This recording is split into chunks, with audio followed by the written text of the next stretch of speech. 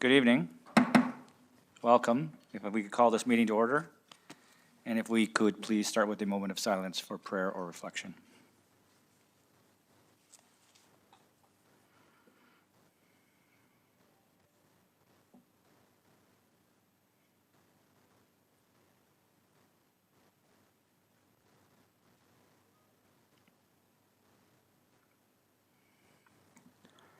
Thank you. And I think I have a point of privilege, Councillor McIntosh. Thanks, Your Worship. I feel it's incredibly important tonight that we begin our meeting with a strong statement in support of our local, provincial, and national Indigenous community. It has been an incredibly difficult several days since all of us heard the news that came out of Kamloops. I personally have had a lot of tough moments, and in addition, some tough moments with my kids at school, kids that are 11 and 12, some of which did not know much about residential schools or what took place recently, but a lot of which had a very good understanding, and we have had some extremely deep and very emotional conversations about what took place. The challenge I felt last week was I didn't really know what I could do to help make this situation better. And I found myself over at the TP last Thursday looking at the 215 pairs of shoes and was very overwhelmed. I went home and I realized there's something that I needed to do and something that all of us need to do. And that is right now to listen. We live in a world where if something's tough, we're watching it on the news, we don't like it, we don't feel comfortable with it, we change the channel. We go on Facebook, we change our picture for a few days, send our thoughts and prayers, and then go back to our normal world like nothing happened. And that's not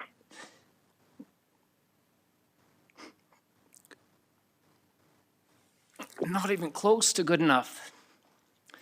And I really feel like this situation, something that many of us knew was going to come to a head at some point, because for years there's been information that we've known approximately 6,000 students did not make their way home from residential schools.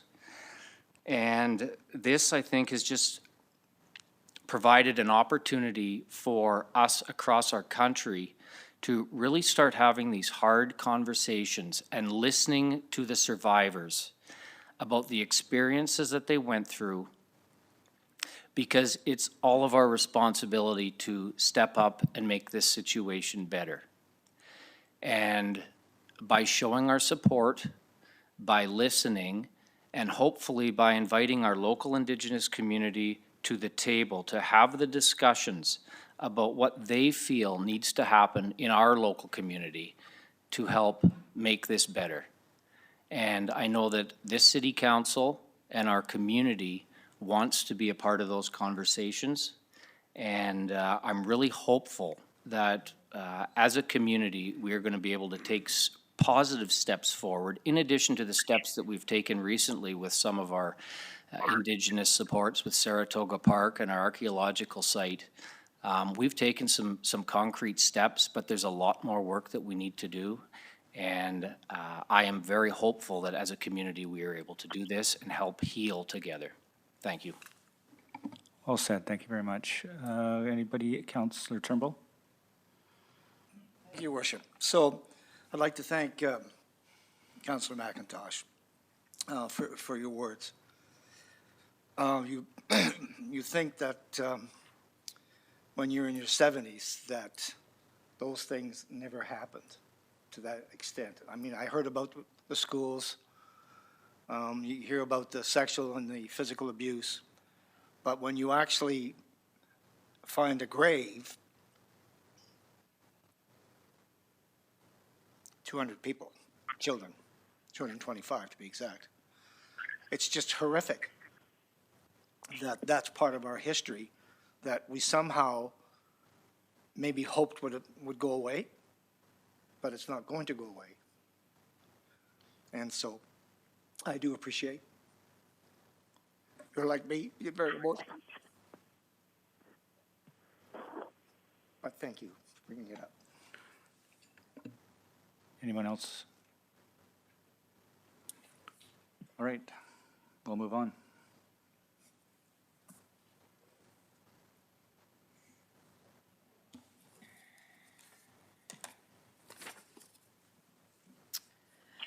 So first up, we have adoption of the agenda.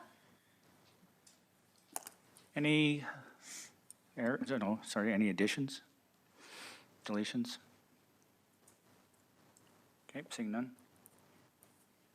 Next, we have adoption of the minutes from our May 17th meeting. Any errors, omissions? Seeing none. Moving along now to our presentations. Item 4.1 is our regular COVID-19 update from Merrick Brown, who's our Manager of Support Services and Director of Emergency Management. Welcome, Eric. You have the floor.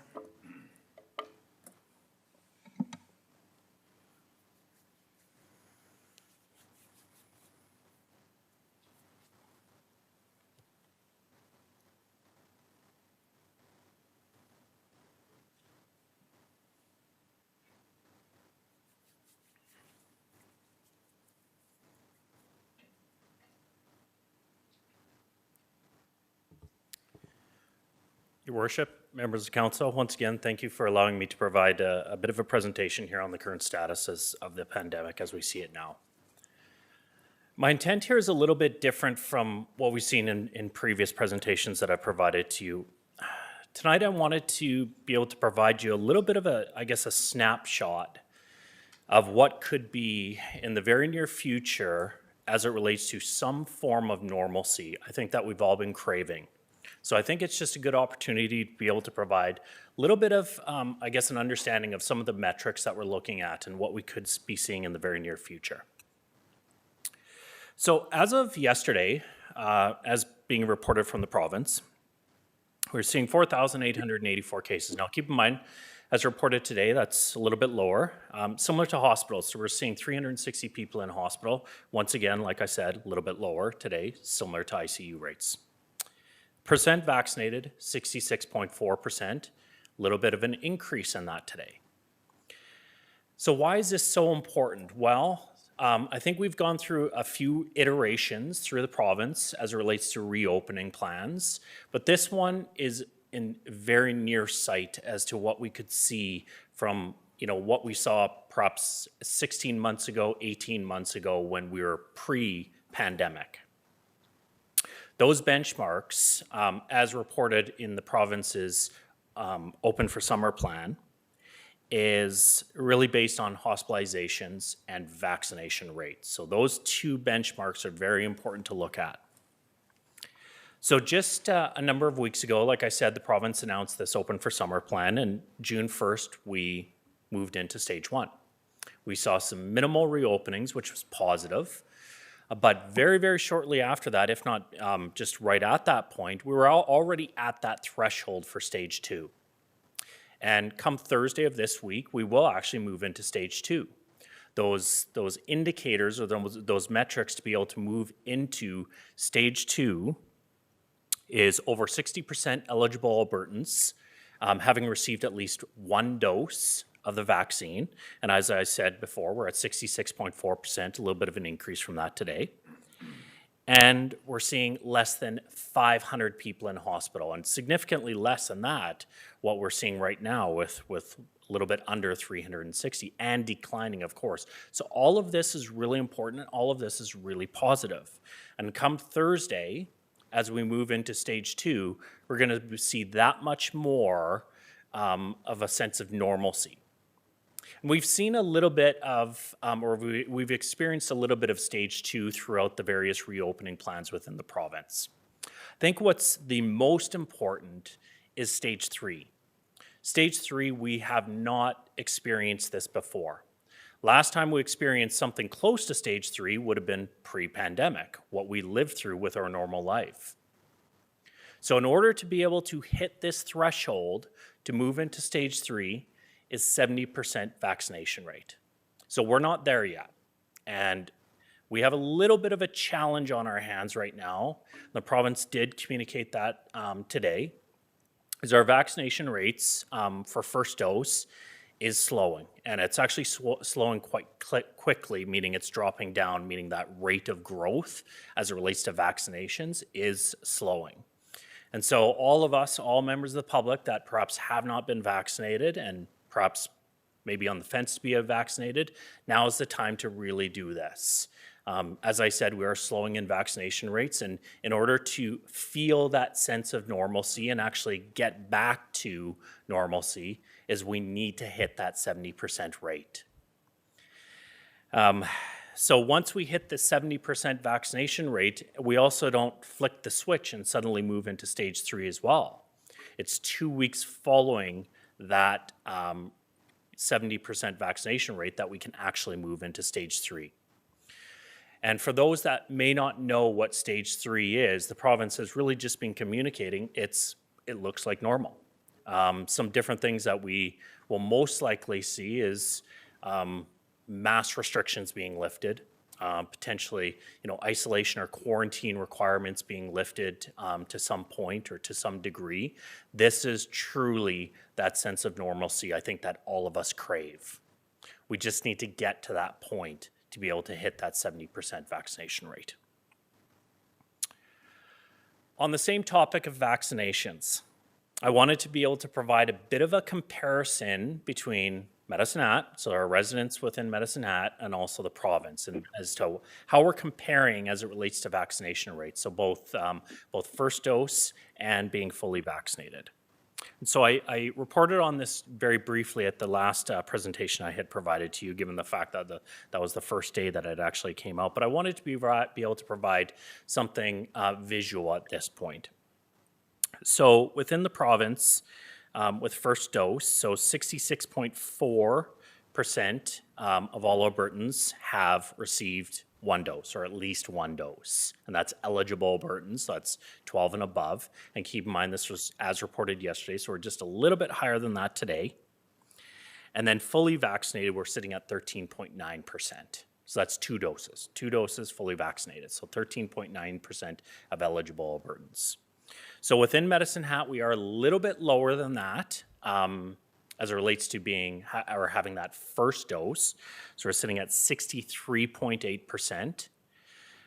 What that is lower, of course. However, if we look at being fully vaccinated, we're a full 3 points above that provincial average. So that is really positive as it relates to our local residents to be able to have that under them, to be able to kind of beat that provincial average with being fully vaccinated at 16.08%. And even from that point, a little bit even higher from that today, given the fact that this was reported yesterday. So we are on track. We're doing well to be able to get out of this. As I was developing this presentation and kind of putting my thoughts together for it, I just recalled roughly, and not even 4 weeks ago, I was standing in front of you, and we had 25,000 cases within the province. 25,000. That's the highest that we've had since the onset of the pandemic, just not even 4 weeks ago. Today, as reported today, 4,707. So comparing 25,000 to 4,707 in less than 4 weeks, that is a significant decrease. And even in Medicine Hat, we're seeing the exact same thing. We had the highest rate that we've seen, or the highest number of active cases that we saw, roughly about 4 weeks ago, 5 weeks ago, and today, 43 cases. So we're back to where our good spot is, and still decreasing at a significant rate, no different than the province. So as I said, we're moving in a really positive direction, and I am happy about this. But I do want to always preface that statement with just being a bit cautiously optimistic. And the reason I say that is because our success is very much dependent on vaccinations. And with that decrease or the slowing of our vaccination rates, that is why I say I'm cautiously optimistic on this. We can get there. It just takes a little bit of work from all of us. Thank you very much. Thank you. Great report. Councillor Hirsch? Well, Your Worship, you know, we're getting into, like you had said, Merrick, and again, thank you for the report, as always. We're getting into some uncharted territory. Could it be that we're ending the final stages of our pandemic? And obviously, the indications are that that's the case, from which that I would absolutely want to enjoy with many family and friends and pop some champagne, because it's been quite a run. My question is one of focusing in on the causation of why we think it's slowing down on their vaccination rate.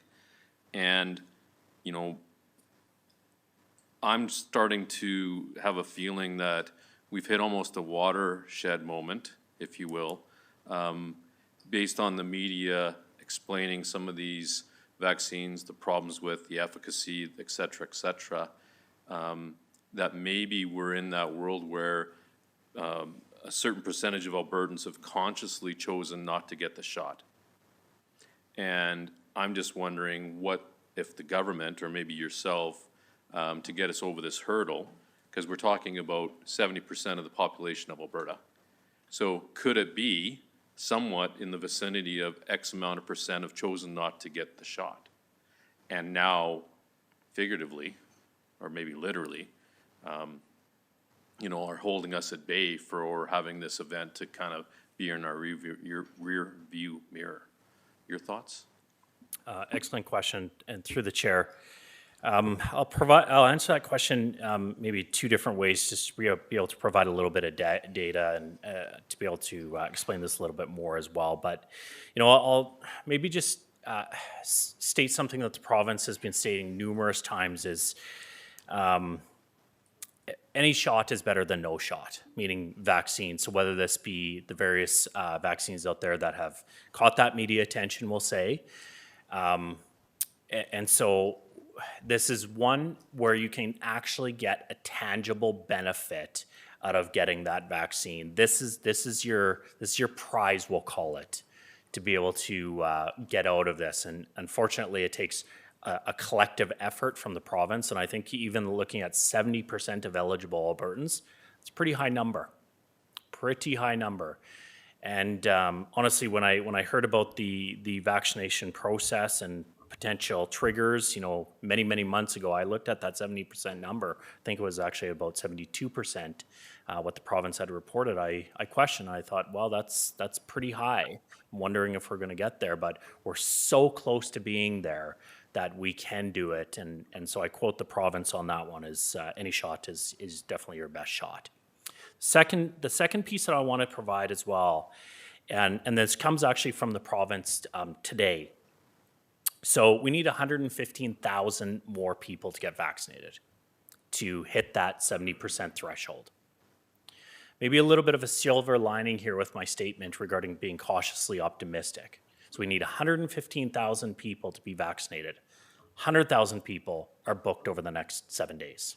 So we just need 15,000 more people to book and get that slot within the next 7 days to hit that 115,000 people threshold, and it'll put us above the 70% threshold. Done. Easy. Any other questions? Councillor Dumanowski? Your Worship, thank you, Merrick, for your report. Wasn't going to necessarily say anything because I thought, you know what, you've spelled it out. You've been a source of calm and fact, and excuse me, you've been basically reiterating what our provincial folk are saying, but having you in this role has been tremendous, so I want to repeat that. Just kind of following along Councillor Hirsch's point, I know there have been some who were cautiously waiting for their vaccination based on others. I have family, I'm going to say, who were in that boat. I have friends who were in that boat. Not many, most got it, but some were people have different levels of anxiety or concern around what they heard, what they saw, and fears around how their body might respond to a vaccination or what could happen. But I can tell you many of them have since, in recent days or even a week or so, have gone to get their first one. And so I got to believe that there will be, it's indicative of a lot of other people who were just waiting. They wanted to kind of, I hate to say it, see what happened to the rest of us, and then go get it. And so I support your rally to get folks to do that. And I hesitate to even say this, but I did have one person say, you know, I heard in the United States, or I heard in this province, they're incentivizing people now. They're putting lotteries, they're giving tickets away. Someone said to me, what is the City of Medicine Hat going to do? And then maybe I'm going to wait and see what I can get for this now. It's almost like their lottery ticket, if you will. And I only bring that up not to be silly, but there are probably potentially people who are looking to that. And that's not to start something here. This is a provincial health issue. I said to them, I'm certain the city is not doing anything, and I for one wouldn't support it because I think it would be the wrong motivation for someone to go do it. But there are people who, small amounts of people I suspect are equally in that boat, because there was a lot of media attention in that regard, and so there are some who are now saying, you know what, I think it's clear skies, I can forge ahead, but I'm going to just wait and see what opportunities Alberta Health Services or the province will put forward. So I hope that's not the case, but I think we're all biting at the lip to see that number hit. And as you said, we're really an incremental amount away, but it could be the difference between stage 3 or not stage 3. So I do support your plead to the people out there to do it. So my final comment would be, if you know somebody, because what happens when the weather turns nice and you're planting your tomatoes and you're cutting your lawn and you're out in some places now without a mask and you're able to sit in a restaurant or outside at a patio, you start to get complacent, or you think, you know, I was going to go, but I won't do it. The other thing I was going to say is some people need to be reminded your employer does have to give you the opportunity to go get a shot. So if that was a revelation, it's one other person I talked to, your employer needs to accommodate you. It should accommodate you. So if that's not a shot in the arm, take that opportunity and go get the vaccination. But I would ask people to find a friend, find a family member that they know and love and care for, and reach out to them, and maybe that'll be the final tipping point. Any other questions, comments? Seeing none, can I get a motion for reception? Councillor Freeze? Councillor Friesen, I think, had a question. Oh, you had a question. Yeah. Well, a comment probably. Okay. Yeah, thank you. You just didn't see my hand. Thank you, Merrick, as always. I agree with you that we can make the numbers. We are very close. It may slow down, but we'll get there. I feel very confident about that, and I feel very confident about the public messaging that you do, that we do, that the province does together. And so I feel quite optimistic about that. I did want to ask you about the long weekend. You know, in the past, there's been a rise in numbers after some of the long weekends. This was a nice long weekend. I think Easter was the last one. I can't quite remember. But is it too soon to know if that made a difference? Because I think that's that'll be a bit of an indication in and of itself. Yeah, just perhaps through the chair, a simple answer to this one is it is definitely too soon. It usually takes about 2 weeks, 2 to 3 weeks to be able to determine if there was any impact as a result of a long weekend or holidays for that matter. So unfortunately, yeah, it is too soon. However, just even today, as the province reported, roughly around 170 new cases. So that's the lowest that we've probably seen in a number of months here. So going back to vaccinations, they work, plain and simple. I mean, you line up the vaccinations towards the total number of new cases versus hospitalizations, different things like that. They work. So we're getting into a good spot here. But to answer your question, Councillor Friesen, a little bit too soon for that. Yeah, I mean, there was some talk about a fourth wave, and I'm hoping, like you, that the vaccinations have made a difference, but we'll see. Okay, well, while we've got you there, just to change your hat a little bit, I know you're probably not prepared for this, but you are our leader in emergency management as well. And and it's flood season. We're very close to good old flood season. And so I wanted to ask you, and I know you Announcing don't have a participant, concrete answer, Kara Crawford. but do you have any insights you might be able to share with us? It really makes me think about it because I've been through a few floods with the city, and I know that some of the factors when they come together, it isn't just snow melt, it isn't just rain, it isn't just this factor or other factor, but particularly when rain and snow melt mesh in a certain way, that's one of the driving factors. And we've had quite a bit of rain, so I thought I better ask you about this. Yeah, definitely. Excellent question. It's a little bit of a change of pace here, which is refreshing, we'll say, as it relates to different types of emergencies. So through the chair, we are definitely seeing an increase in flow rates in the South Saskatchewan River, as we see right behind us. And we're sitting roughly about 450 cubic meters per second in flow. So that is, we've seen a definite rise over the past 3 to 4 days, and that is a result of what's occurring in the mountains. Very, very quick melt from the snow. So what's known as the Bow River Basin. So when you start looking at Banff and Lake Louise and even stretching over into Calgary, the province did actually put them under a flood watch. So that's different from a flood warning, of course. So it's just a watch, just something to be cognizant of. So we are definitely watching very, very closely, my office is, but I can say we are very prepared for this, as we are every year, through various training mechanisms, plans. Obviously, we've, over the past, this is our second iteration of it, given the fact that 2020 and now going into 2021, we really obviously had to adjust our training and our exercises to be more cognizant and careful that we don't get too close to each other, different things like that. But we've had to shift our process a little bit so that we are able to respond in any type of event, and we are very confident that we definitely can. Now, we are definitely, we could see some rain here in the near future, which will most likely drive those flow rates up a little bit more there. But the primary driver, if not the sole driver, is really precipitation.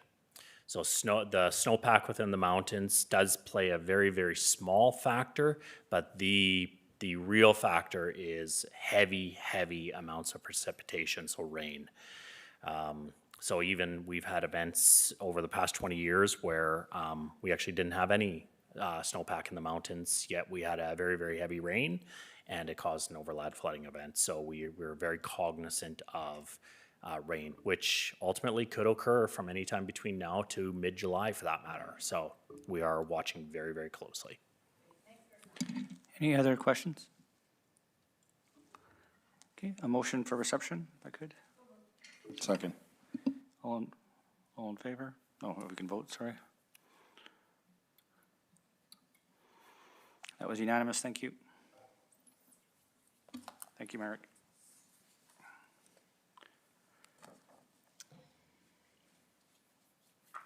Next item on our agenda is item 4.2, Bylaw 4668 to redesignate 29 5th Street Southeast from low density residential district to medium density residential district. There'll be a brief presentation from our planners. We have Amanda Brinder, who's our city planner and director of development services, and Erin Offerchuk, who's our superintendent of planning. Welcome, Amanda. My intention here is to receive this presentation and then move up the public hearing right away, if that's all right, because we do have people on the line. You have the floor, thank you.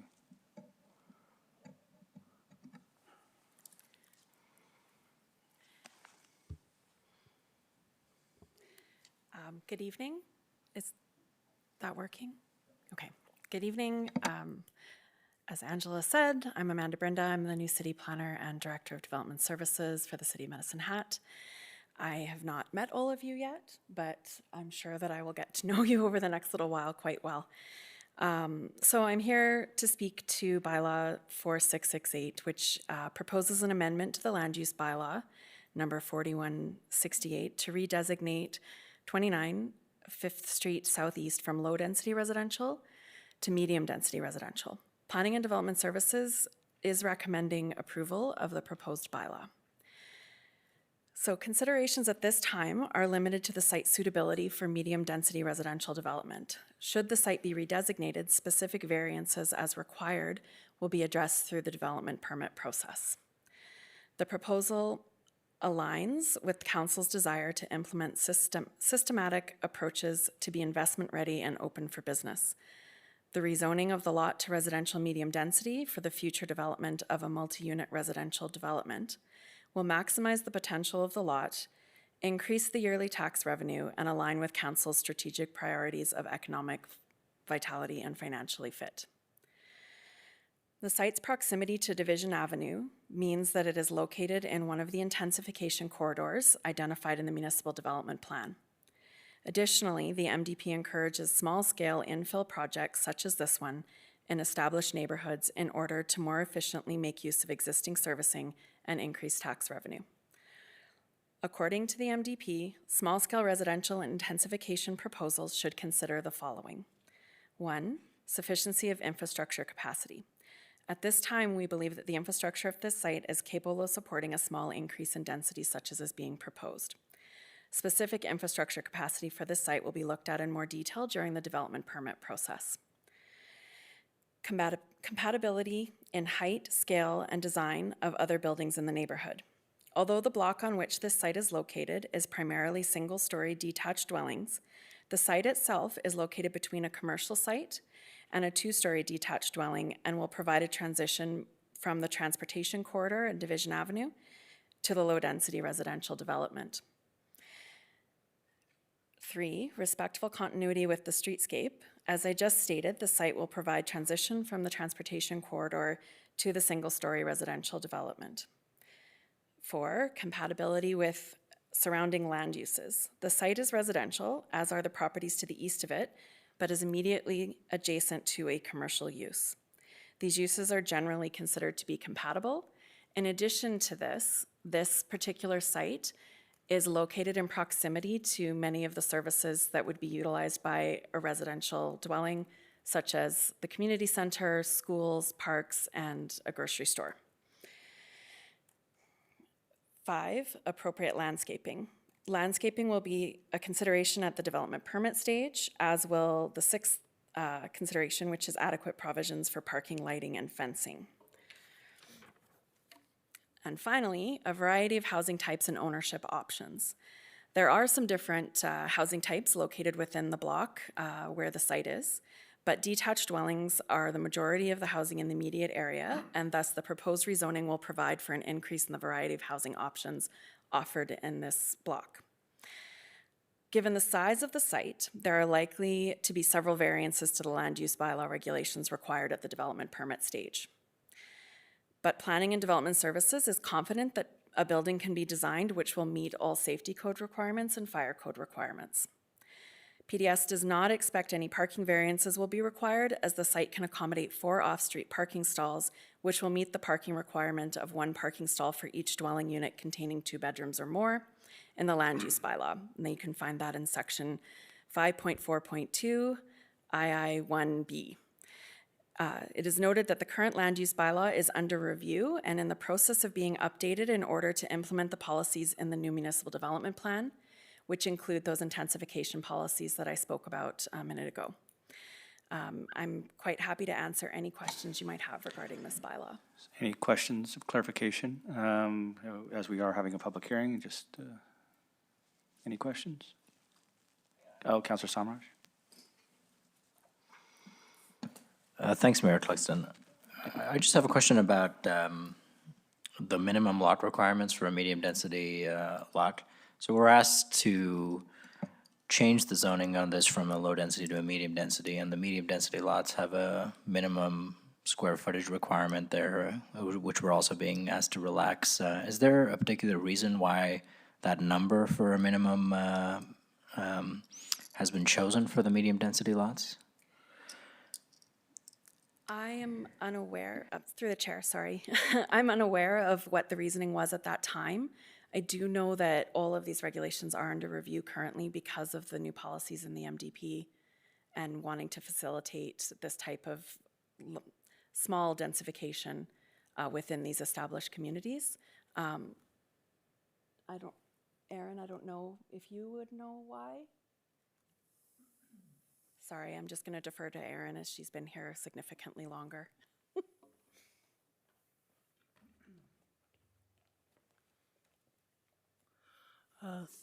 Through the chair to Councillor Samraj, what we've done in the past is we've looked at what the minimum size of a lot that the building code and fire code would allow.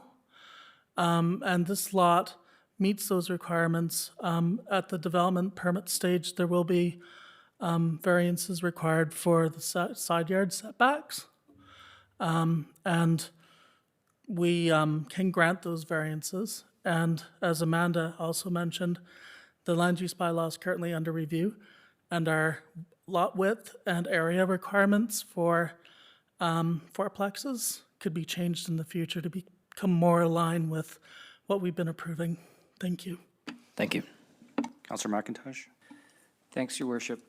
So if this is not appropriate for me to ask this right now, and it should wait for the public hearing, just let me know. I'm interested to hear from planning's perspective, if this was one lot further away from this proposed site, would planning still be in support of it? Because I heard you use the term a transitional lot, and that's the first time I've heard that phrase. So just your comment on that. Through the chair, planning's recommendations are always going to be site-specific, and part of the reason why we are recommending approval on this particular site is because of its proximity to Division and to that intensification corridor.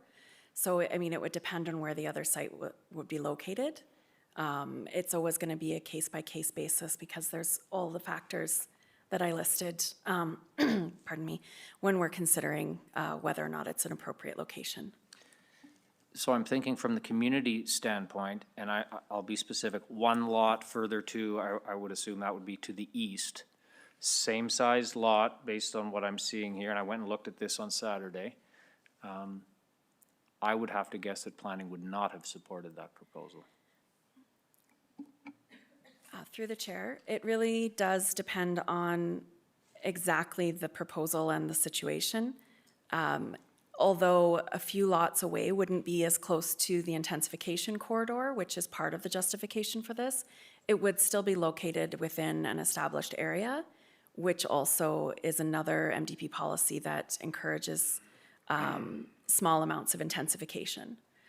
So it really would depend on what was being proposed and exactly where. Okay, thank you. Councillor Friedson, you can use your request as well. I know. I always forget that when we go into open.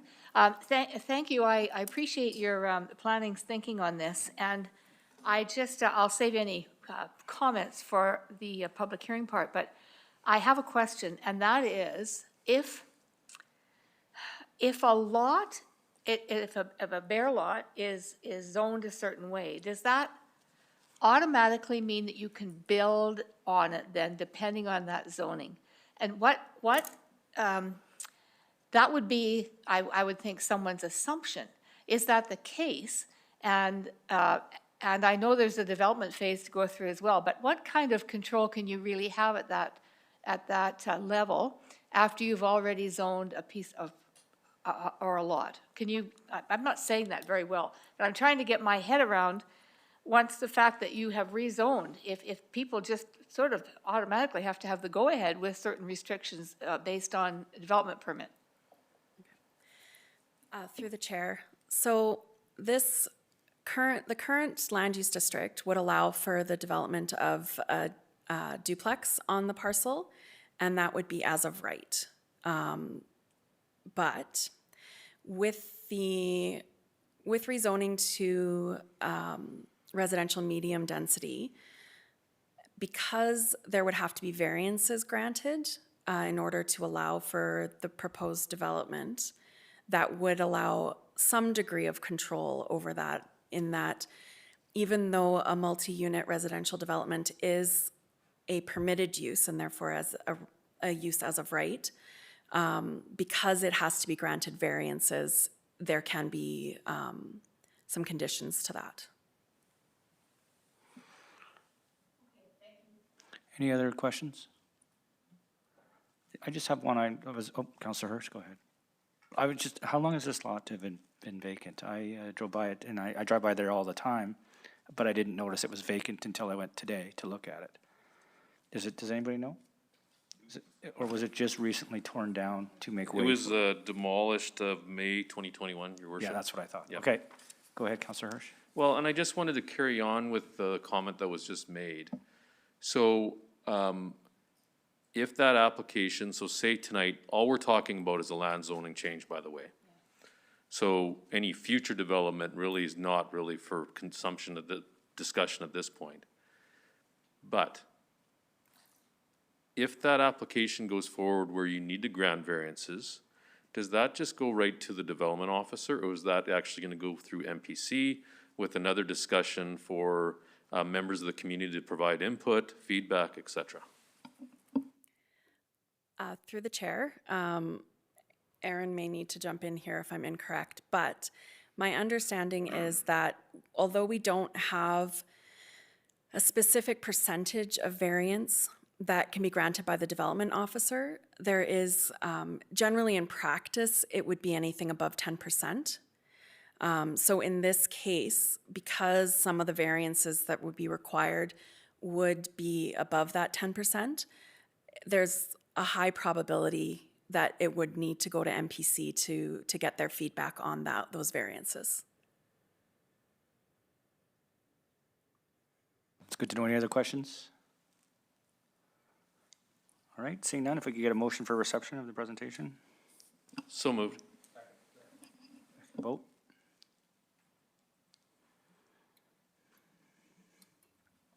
That was unanimous, thank you. So, Councillor Varga, if we could move to the public hearing. I move that bylaw number 4664 be read a second time. Second. 4668, What was it, 4? I think, if I don't have my glasses on, but. Oh, sorry, 4668. I wrote it down incorrectly, sorry. Can you get a second here? Second. All right, we are required to have a public hearing. If anybody would like to not come down, however, if you're on the line or if you're on MS Teams, please, well, do we have their names already? Yes. Or do I make them, do you want to just say who's on the line? Yeah, thank you, Mr. Chair. So this is the public hearing for 29 Fifth Street Southeast, rezoned to medium density. We have had 2 written submissions in your packet. Both are against the rezoning from the Nigams and the Roses. I have the applicant on Teams who's going to speak in favor of his rezoning. And then I have 2 people also registered on the phone, Darlene Nigam and Ms. Crawford, who will be speaking against the proposed rezoning. Is there anybody on the line that we've missed? I'll ask a second time if there's anybody on the line that we've missed. And a third and final time. All right, those will be the list. I'll allow Mr. Elder, Craig, you may go first if you like. Thank you, Your Worship and members of council. I appreciate this opportunity to present on the land use bylaw change. Hopefully everybody can hear me okay. I have a presentation to share. Hopefully everybody can see that. Can I get confirmation that can be seen okay? Yes, we can see it, and as also we do have a hard copy of it, each councillor. Fantastic. Great. And then I can use this again for the public then it's on the line. So again, as you can see in my presentation, yes, it was confirmed by Councillor Hirsch that we bought this property in the fall of 2020 and spent the last few months going through planning to get the lot down to bare land. The lot itself basically was at that stage where it needed to be repurposed. So in the presentation tonight, I'd just like to address the following concerns that were brought during the MPC hearing on the issue about the bylaw use change from residential low district to medium density. Of course, the biggest issues that were presented were street parking will increase and have negative impact on the existing residents. The lot is not big enough for multifamily development beyond a duplex, which has been alluded to by planning and potentially needing of some variances. The design will not be suitable for a single family home neighborhood. and that it will set a precedent that will lead to further infill properties in the neighborhood, and I want to address those issues in the following presentation.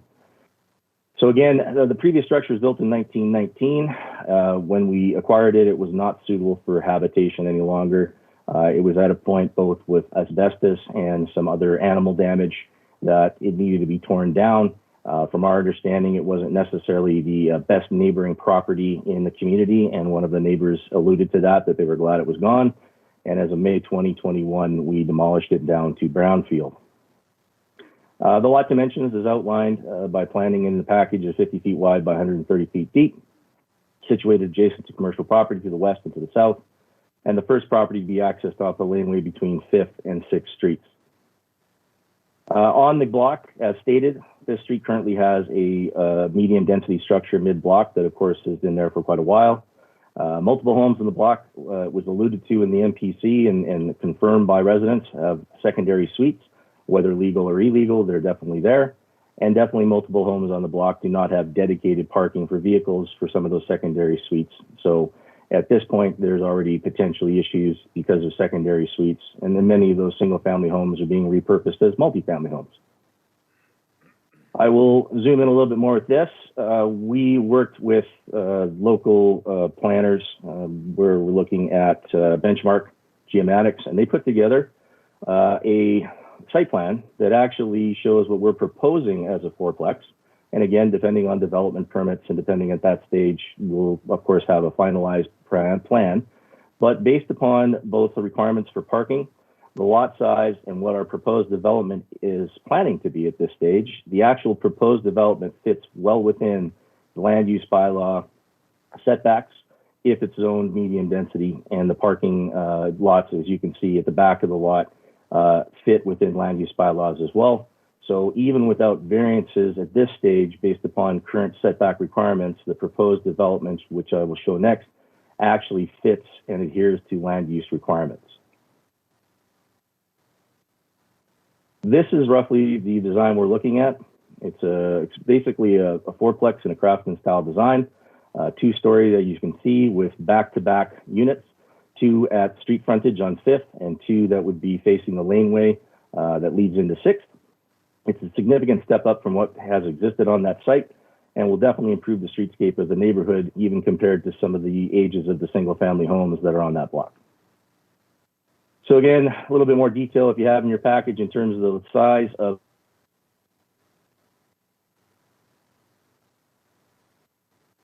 Mr. Elder, we've lost your audio. I don't know if you can hear me. Yep, we can hear you. Okay, yeah, I'm getting a little cut out here, so tell me if you have to interrupt. So again, you can see that it is a two-story development with 2 bedrooms up, bathroom and laundry, and then of course a living area kitchenette. With, of course, there will be a basement beyond underneath all of the units. And again, as I said, the design and footprint of this plan does fit within the lot itself and within setback requirements that exist now. So again, further to planning's comments, the request to change this land use is basically to meet the Medicine Hat Smart Growth Strategy. That was passed, of course, in 2007, creating walkable environment in the neighborhood, which is, of course, what that area is. You have the grocery stores, you have drug stores, you have accounting, you have a high school, you've got the pool, you've got the rec center, you've got other commercial uses right nearby, and it's a perfect walkable neighborhood that most people do enjoy being nearby because of the proximity to those services. Again, when you take a look at it, they can choose to live and work and shop, play in close proximity, and it supports the growth in existing residential communities while fostering unique neighborhood identities. At the same time, you're basically using existing infrastructure and not having to expand the footprint of the city any further. The land use change has been recommended by the planning department as was presented. The changing existing to residential medium density allows the development to meet the guidelines laid out in the City of Medicine Hat Bylaw 4636, passed in October of 2020 by this council, also known as a municipal development plan, by addressing the following: organization of land uses within the neighborhood should be determined by both function and intensity. So again, medium density or high density residential located on the perimeter of a neighborhood along a major street, which this is. Livable neighborhood. Appropriate transitions between various levels of residential density should be provided to create a logical neighborhood form and structure. Back. Clustering of compatible neighborhood and commercial public services and higher density housing to create a mixed-use urban village that serves several neighborhoods is encouraged. Neighborhoods should include a variety of housing types and designs that support shifting demographics and family structures.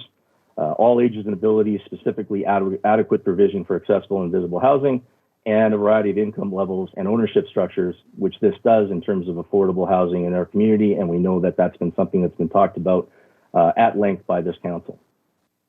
Again, that municipal plan wants to establish urban villages by increasing density in strategic locations, encourage minor increases in density through infill development in established neighborhoods to optimize use of existing land and services. The infill strategy focuses on allowing for small-scale redevelopment on existing neighborhoods. And a benefit of increased level of infill is the tempering of greenfield growth, thus furthering the objective of delaying capital infrastructure expenditure in the city's outer areas, and addressing the missing middle as outlined in the plan, which is, again, multi-unit housing types such as duplexes, triplexes, and row houses that are compatible in scale with single-family homes, which this development does. Such housing options sit in the mid-range of the spectrum between single-family and apartment and condominium, fitting seamlessly into low-rise residential areas. And as stated, the property to the east of this lot is a two-story property, so this would be a perfect fit in terms of the height. And again, because of the density factor and the modern styling, would fit quite nicely as a craftsman approach. In conclusion, we are a local company with local partners that wish to invest in our community. The presentation addresses the concerns and requirements of our application to change the land use bylaw from low density to medium density. Our application allows us to develop the property so that it's financially feasible to do so and meet the goals and objectives of the municipal development plan. And Gap City Ventures would respectfully request the support of council in amending the land use bylaw from low density to medium density. Thank you. Thank you for presentation. Now we have a question from Councillor Varga. Thank you, Mr. Elder, for all your information on this site and how you're going to make it work. One question, is there another one of these types of developments in our city that you could use as a reference? With a small lot like this or a narrow lot with a long building with apartments in the back and apartments in the front? Is there one that there can be a reference to that you could kind of talk to us about? Has this been done before in the city? I don't know if it's been done directly. All I can state is that planning has made exceptions to allow infills. I think a lot of the multifamily that you're seeing in the newer parts of the city, like ranch lands, are more row houses, side-by-sides rather than a back-to-back. I think this lot is unique because, again, it's the first lot that backs onto the laneway between 5th and 6th, so it's an easy access in terms of getting in and out of there with the parking requirements that are needed. And they have also moved, or they've added a power pole with the intent of removing the anchors of the power pole that were currently there. And that, again, is to open up the lot so that we can put the parking in there as required by the land use bylaw. But as far as a back-to-back development like this, no. And I think, again, it's unique. And as was stated, most developments are done on a case-by-case basis.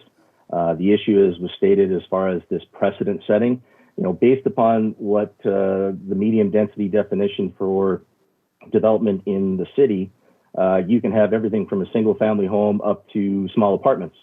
And so even if you zoned every single lot in the city as RMD, it doesn't necessarily mean that development and planning would allow apartments on every block or every lot.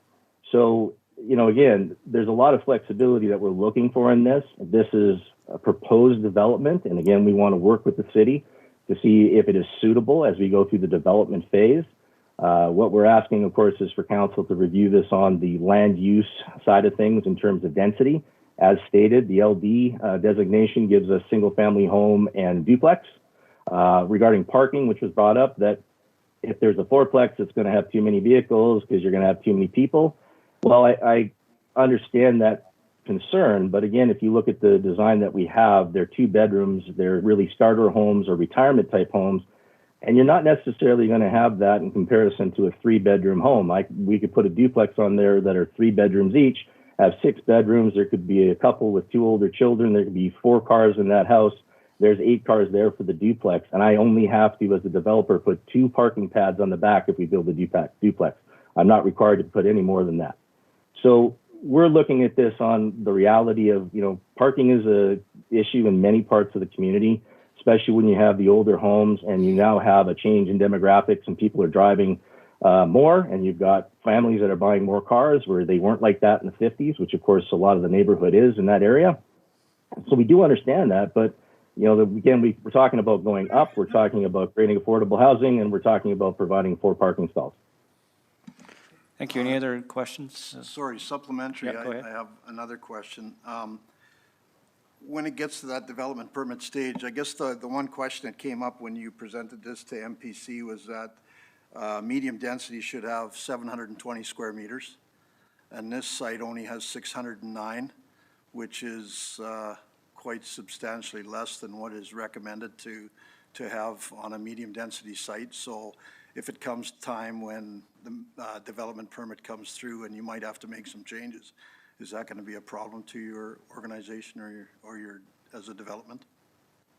It depends on what restrictions the city requires of us. I mean, again, as a developer, we have to look at what's economically feasible in terms of input costs and what the market will bear in terms of selling and what somebody will pay for the property. And our goal with this, even with the fourplex, if we're allowed to go to that point based on the design that we've kind of submitted as what we're looking at, at the end of the day, we want to look at owner occupied. We're not doing this to turn it into a rental unit. Now, if somebody wants to buy all 4 of them and do that, that's of course out of our control. But our goal is to try to find really, starter family homes, affordable housing, and pre-sell this, which we have to do in terms of most development in this community. You've seen the same thing down on First Street with Nickel. And I got to believe when you look at the Nickel developments down on First Street, they're a variance to the extreme based upon how First Street looks and how 4 extremely large 3-story developments been put on First Street, which I'm assuming MPC and development and the process was allowed. So, we're nowhere near that type of size and scale. And we're right beside commercial, which again, as planning has stated, is a great transition space based upon that lot specifically. And whether or not that would work someplace else in the city, again, that's a case-by-case basis. We feel by its location, by the fact that it's a walkable neighborhood, that we're trying to increase the density as per the municipal development plan passed by this council, that we think it's a fair ask to have the option to go up to a 4-plex, that if the only variance is the fact that it's not the normal lot size for medium density, as planning outlined in their presentation, it sounds like that's all under review anyways to meet the municipal development plan's needs.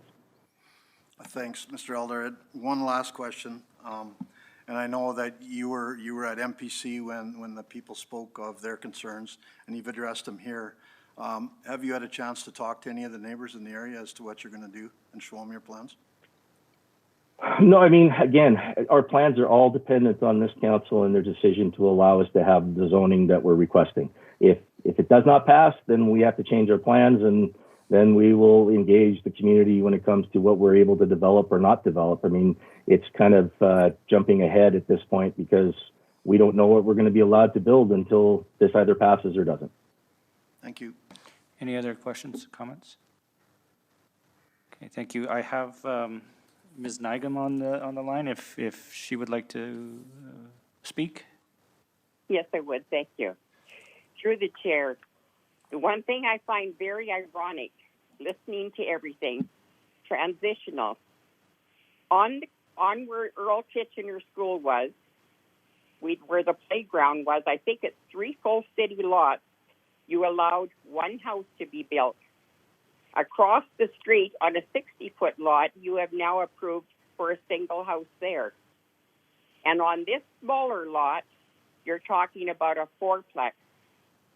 And when Timco first put on Facebook, approximately about a month ago or a month and a half ago, he was really pleased because we have mature trees. Now, I'd like to see them keep those, because he said about keeping the trees if he could. He's going to have to build the 4-plex and have the trees, some of the trees, in the middle of that 4-plex. I can't understand the logic that this committee has done. A year ago, we had somebody that had, a local family bought Annie McGuire's building, and they were going around and they wanted to have a crematorium and a funeral home there. Now, thank heaven, enough of us complained about it, because I don't know if you know what a smell of a crematorium is, but it's pretty rank. I cannot see how you guys can approve this on a 48.75-foot lot. That's my honest opinion. Thank you. Any questions of? Go ahead, Councillor Samraj. Darlene, is that you on the phone? Yes, it is. Darlene, this is Chris Samraj. I guess I just had a couple of, I've read your letter here. I understand some of your concerns. I guess the challenge that City Council has when these rezoning decisions come forward is that we have neighborhood plans that come about, but what people are willing to build on that doesn't always match, and so council is left to kind of deal with how to bridge that gap here. In your letter on point number 9, you asked council that they consider a downsized development such as a duplex. I guess you're not on. You haven't seen pictures that Mr. Elder has shown here. From the street, it certainly appears that, for all intents and purposes, that this is a duplex from what most people could see. Would that change your mind at all, or does that allay any of your concerns? Because it seems to allay some of mine. No, it doesn't, and I'll tell you why. A duplex is normally 2 families. And if you have parking in the back of four spots for vehicles, you're covering that. Right now, in front of, if you go to Ann McGuire's, when they have anything quite a bit, there's people that are parking there. We've got the Canada Post right between those 2 lots. The family next door, all of us have 2 vehicles. And parking is at a minimum. I can honestly see a duplex or a single-family home there. I cannot see anything above that. And I'd like to see, like I say, that transitional thing, in my honest opinion, is crap. Whether it's the building there, because then you go and look at Earl Kitchener School. I've lived here 75 years. I know this city. And I know this hill. I've lived on it all my life. Thank you. Any other questions? Seeing none, I have Ms. Crawford on the line, I think, as well, if she would like to speak. Hi there. Good evening, City Council and Mayor Clugston and attendees. I just have a letter that I put together. I'm not very eloquent when it comes to these things, so I probably am going to touch on some things that have already been said, but I'm going to just read it anyways. My name is Kara Crawford, and my husband Jason and I own the property next door to 29 5th Street Southeast. I would like to state our opposition to the rezoning of the property in question. Some of the reasons we chose the hill to live on are because of the well-established neighborhoods, the wartime and character homes, and the cozy neighborhood community. We feel that a project of this magnitude won't fit in well with the surroundings. Recently, there was a lot on 4th Street Southeast that was rezoned to low density. That lot was bigger in size. Why was that lot rezoned to low density if the intent was to increase density in the area? Another matter that concerns us is the fact that if a lot the size of the one in question is rezoned to medium density, what's to say that there isn't infinite more in the future that want to do the same thing? The precedent being set is a very slippery slope. Parking at times can be a challenge with a thriving business, which is Annie McGuire's, just steps away. I do understand that there will be 4 parking spots allocated to the building, 1 stall per unit. In my opinion, that isn't sufficient parking for the vision that the builder has stated. If they're marketing the units for single-family living, I don't believe it's out of the realm of possibility to think that there could be 2 vehicles per household, potentially more when teenagers are involved. When all is said and done, the lot in question does not meet the requirements set out by the city itself for rezoning to a medium-density structure. Thank you. Thank you. Any questions, Council? Go ahead, Councillor Samraj. Ms. Crawford, this is Chris Samraj here. I guess I just have a couple of comments there. I agree that the decision that we made last month about the the multifamily lot on 4th Street looms over this one. I guess I think what you've identified is there is a kind of tension here because council often has two goals that are sometimes at odds with each other. One, we do want infill, and we do want to support densification where it makes sense. But those things always don't go together there. As somebody who lives on the Southeast Hill, I guess I'm curious from your perspective, there are lots of these types of developments, that's what's being proposed here, already existing on the Southeast Hill. You've got a rail range from duplexes to quadplexes to even an 8plex, and then apartment buildings. There seems to be already a great variety existing in the neighborhood. Is there some reason why this particular one would be any different from how those other ones have fit in? Well, to me, it's the issue of we are a very, very busy neighborhood in general. When people are traveling to schools, there's 2 elementary schools very close and a high school very close. Now, the builder has stated that the accessibility from 6th Street is fantastic, for getting in the back and stuff like that. I'm not sure if anybody has ever tried to turn left down that alley as we have, but if you get somebody, you're trying to turn left into the lot coming from the lights sort of thing. If you've got traffic coming from out of the Safeway, you're going to have a congestion in that intersection like you would not believe. And that's probably going to happen a couple of times a day. So it worries me with, my kids that have previously walked to and from, and with the teenagers that are going to school. They aren't, well-established drivers. So the whole busyness of this area with a 4plex that's being proposed, I think, is just ludicrous.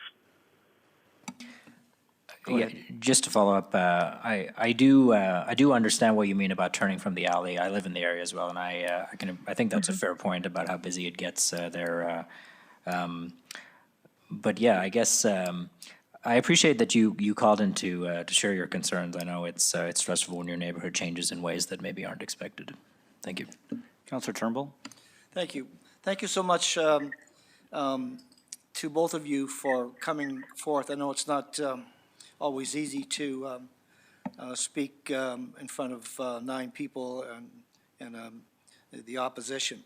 But I just wanted to bring something out about 4th Street, the piece of property that we approved from multi to residential. I think the reason we did that is because nobody would buy that lot. There was nobody coming forward to want to build a 4plex or a triplex. For whatever reasons, I don't know. Finally, a young couple who wanted to build, wanted to make an offer on that lot, which has been sitting there empty for quite some time. And they wanted to build their dream home. And so council looked at it. Yes, infill is important. We've already got the water, the streets, the sidewalks, the schools, the parks, the shopping.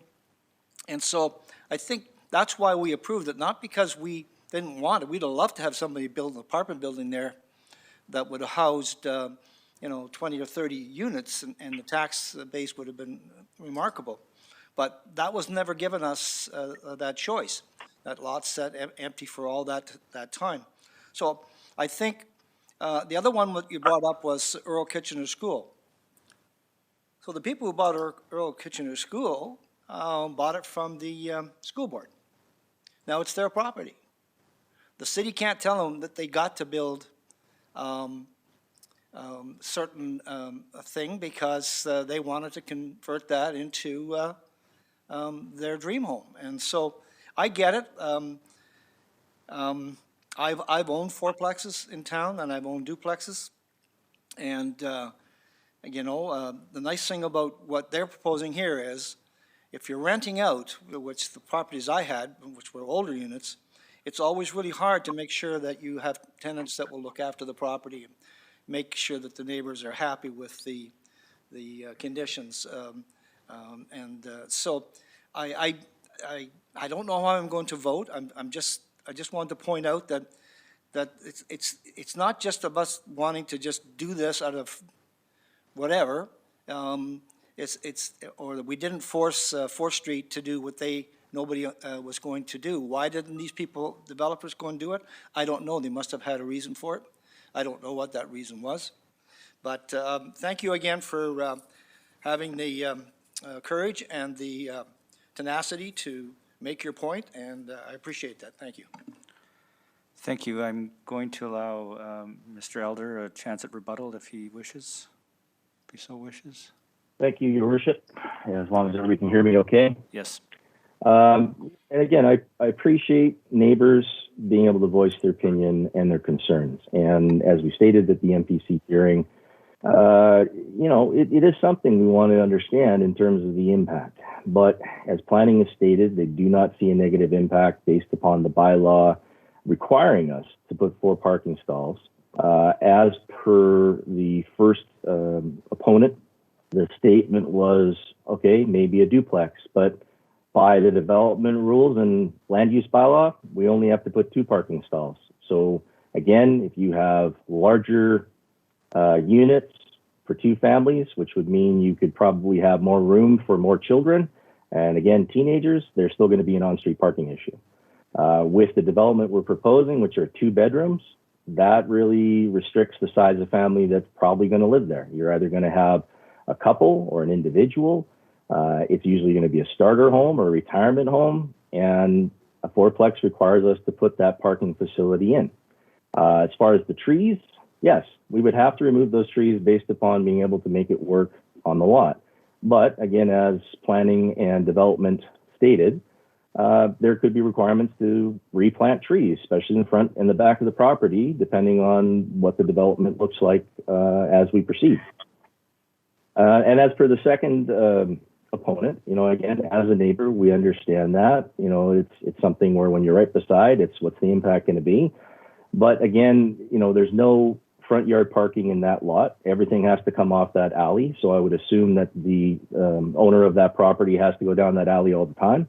The laneway has 2 entrances, so it doesn't mean you have to stop there right by Safeway to turn left to get into there. If it was a busy day, you can easily go to the other end of the block and come back in the other way. And many of those homes have back alley parking garages or pads for their houses. And at the same time, those laneways have been there forever. And I go there to shop quite a bit, and I've never seen anything back up down that alley. And there's lots of people that would use that alley to park. So, again, we get this. We want the option. We don't know if it'll sell. We don't know it'll develop. All of these things are unknown other than having the ability to be able to market something that we feel is going to improve the neighborhood and provide affordable housing in the community and meet the municipal development plan that this council voted into place in October of 2020. Thank you. Thank you. And I will allow the 2 residents in opposition, if you would like to speak one last time, please go ahead. It's Darlene Nigeman. Okay, go ahead, I'd Darlene. like to speak, please. Go ahead. When you talk about some of these smaller homes here with 2 bedrooms, a lot of us grew up in houses that only had 2 bedrooms. All the wartime houses pretty well had 2 bedrooms. That doesn't fly with a lot of us. I just would like you to take a look at the size of the lot and to see what is going to be built on that lot. Would you want that beside your place? That's my final words. Thank you. And Ms. Crawford, anything in conclusion? No, I think I'm good. Thank you. Okay. I don't see any from council, so I will close this public hearing. Don't need my gavel. I don't know why I was reaching for it, but and if Councillor Samrash. Thank you, Mayor Cluxton. I had a chance to meet with one of the neighbors this afternoon, and we talked about some of their concerns. Even with those concerns, I'm going to support this rezoning application for a couple of reasons. I think we've talked about the fact that this doesn't meet the minimum site requirements for a medium-density lot. I think we misunderstand the situation a little bit on this because it all depends on what's being proposed to actually fit on the lot. So, I mean, the building size of what is being proposed here has been reduced to match the lot. So I think the houses are smaller as a result, but that doesn't strike me as necessarily a bad thing here. I do think that the site is unique in that it has kind of two ways that you can access it, which I think the design has made good use of. But I will say, I mean, I have been through enough of these rezoning decisions that I do feel like we need to find a better way to do them, because I think they're so subjective about how to make these judgment calls there that it can go either way, and I don't think it gives much predictability or consistency for the neighbors or the developers, which I think causes a lot of angst. So I hope that we can figure that out, because I think decisions like these are going to become more crucial to get at that missing middle. But I will support this. Thank you. Any other questions or comments on second reading? All right, seeing none, if we could vote.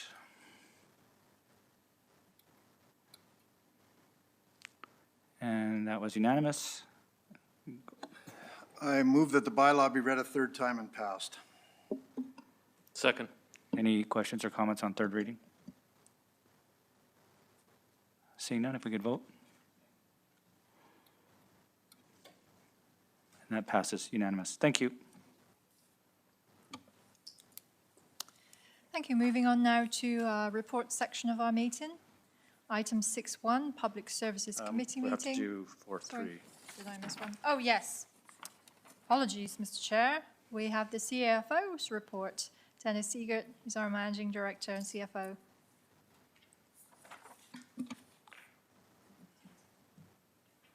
Welcome, Dennis.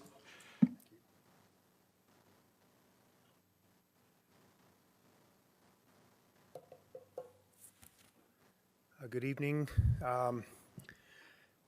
Council.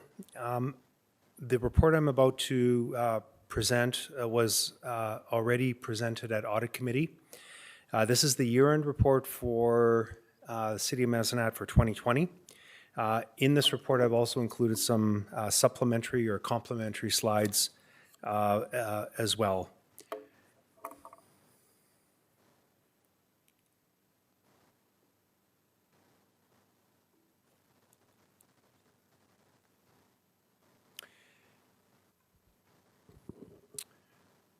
So in this report, I plan on talking about four general areas. One is the economic highlights that we're facing. Secondly is COVID-19 and the impact to City of Medicine Hat. Thirdly is the financial performance that we saw in 2020. And lastly, looking forward on what our view is for the future. So I'll start off with economic highlights. And start with this slide. These are external forces that we are currently facing. Of no surprise to anyone who does business in Alberta, or even Canada for that matter. And I'll start at the top left here in terms of the Alberta Fiscal Plan. The Alberta Fiscal Plan was the plan that the current government had put into place. Subsequent to the announcement of this plan, we've received 3 annual budgets from the province of Alberta, which have impacted the grants and support that we obtain from the province, and I'll get into that in a bit more detail. The oil price collapse, and what we've seen in not only the commodity in general, but also specifically for oil, some extreme volatility. And part of that is related to certain things that happened in 2020, including the, say, price war between Russia and Saudi Arabia. COVID-19, of course, in March of 2020, it seems so long ago, but yet it seems so near. But 2020, COVID-19 absolutely had an impact to the City of Medicine Hat. And lastly, market volatility. And I'm speaking there about the volatility around the financial markets, of which we partake as well. So let me start with the Alberta Fiscal Update. The Alberta Fiscal Update showed some very interesting but yet alarming numbers from the province of Alberta.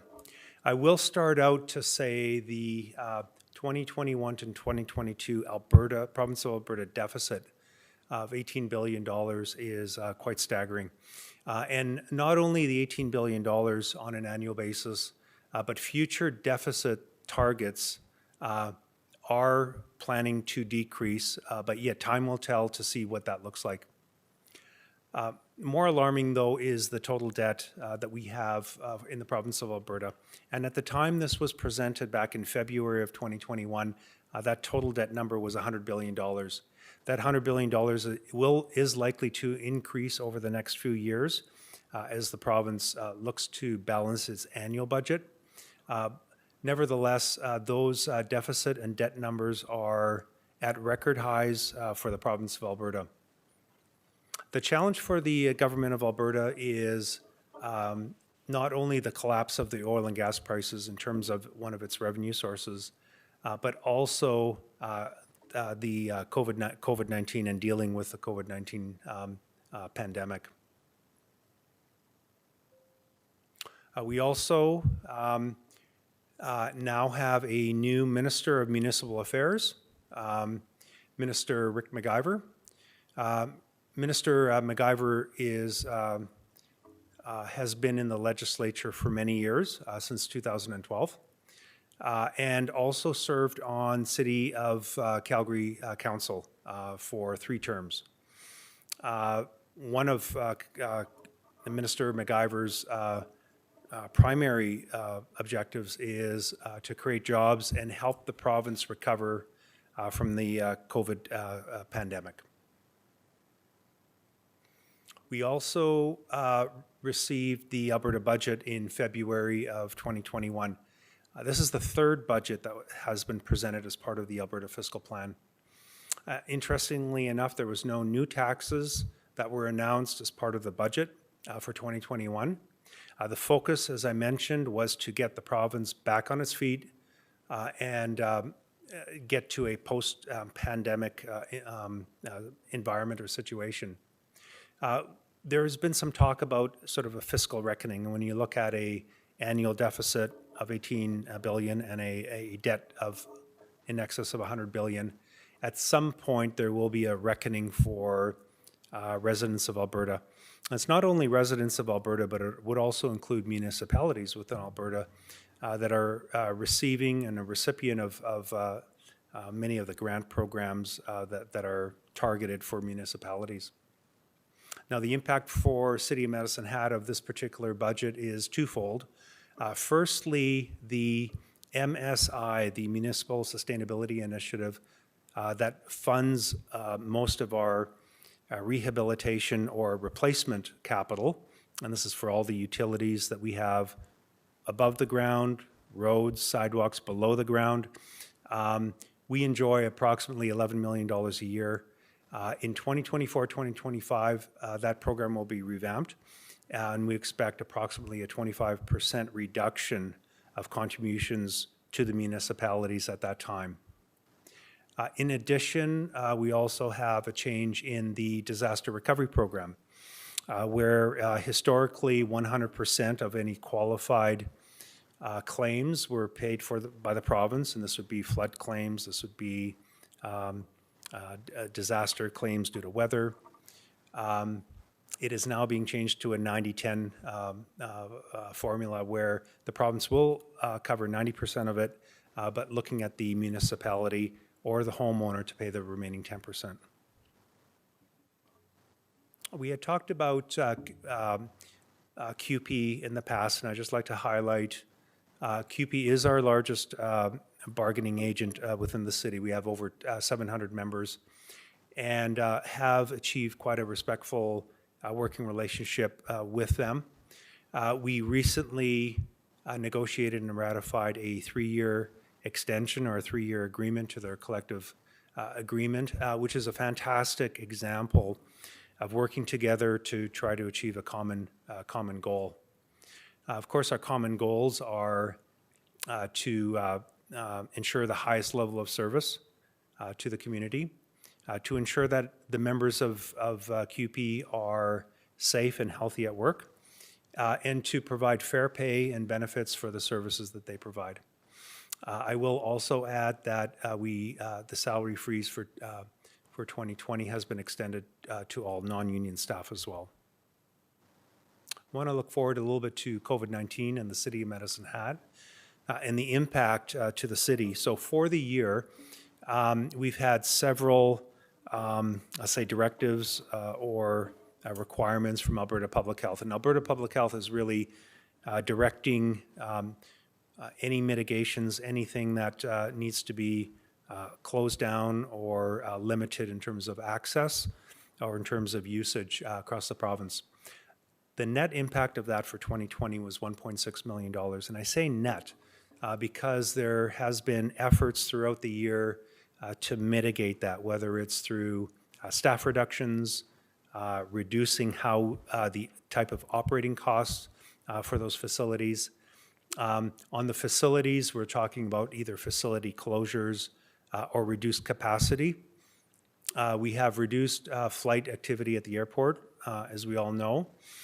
The building permit activity at the time, there was a lot of uncertainty around the development community, and we had reduced activity around building permits and a slower construction.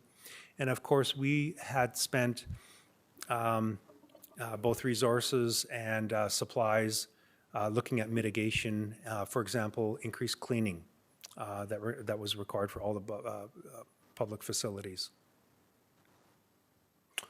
I'm going to maybe quickly pass over this. My colleague Merrick Brown had given a terrific overview of the Alberta Summer Relaunch Program, and a lot of this is already out of date when it was presented at first. So we're really looking forward to the relaunch program as outlined by the province of Alberta. This particular slide outlines our stimulus programs and grants that we are participating in. A total of $18.4 million of grants that we would be utilizing really to look at providing an economic stimulus for our local economy.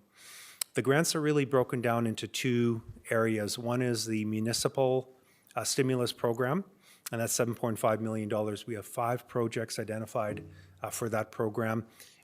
When we selected this, they had to be 5 projects that were not previously planned in the budget. So it was a bit challenging to find what the 5 were, but the criteria that we utilized were looking at economic growth, that it would leverage economic growth within the community, and that it doesn't provide a burden on property taxes. Second category would be the Investing in Canada Infrastructure Program, and that was $10.9 million. Again, there's 15 projects in this particular grant program, and we're looking at reducing future operating costs and setting the stage for economic growth. This will be exciting for the residents of Medicine Hat, and a lot of these projects, you're going to start seeing activity during this summer construction period. I want to move a little bit to the financial performance of City of Medicine Hat, and this is for the year ending December 31st, 2020. To start off, just a reminder to those that are listening in, when we talk about the City of Medicine Hat, we're really talking about the municipal operation, the energy and utility businesses, and then Invest Medicine Hat. When you combine all that, we're talking about the entity of City of Medicine Hat. Included in there, we have the financially fit efforts. So for 2020, Council had approved a $14.8 million item in the 21 budget that talked about net reductions in how we operate the city.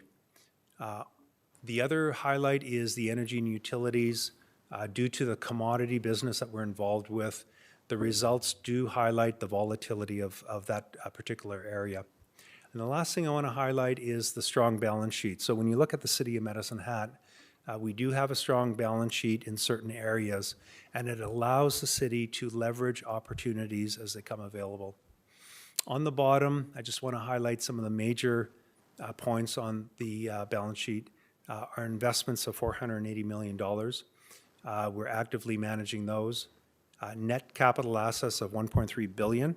When I say net, that already accounts for depreciation, And when you look at how much has been depreciated from that amount, it's roughly 50%. And so that is one indication, a really high-level indication to say we're more or less halfway depreciated. So that's a good thing when you look at the overall picture. When you look specifically at it, there's specific categories of assets that have to be looked at closer to see, can it be extended? Does it need to be repaired earlier? Our debt levels of $425 million. And lastly, we have an obligation for asset retirement of our oil and gas businesses. These are wells, facilities, and $250 million to abandon those active wells.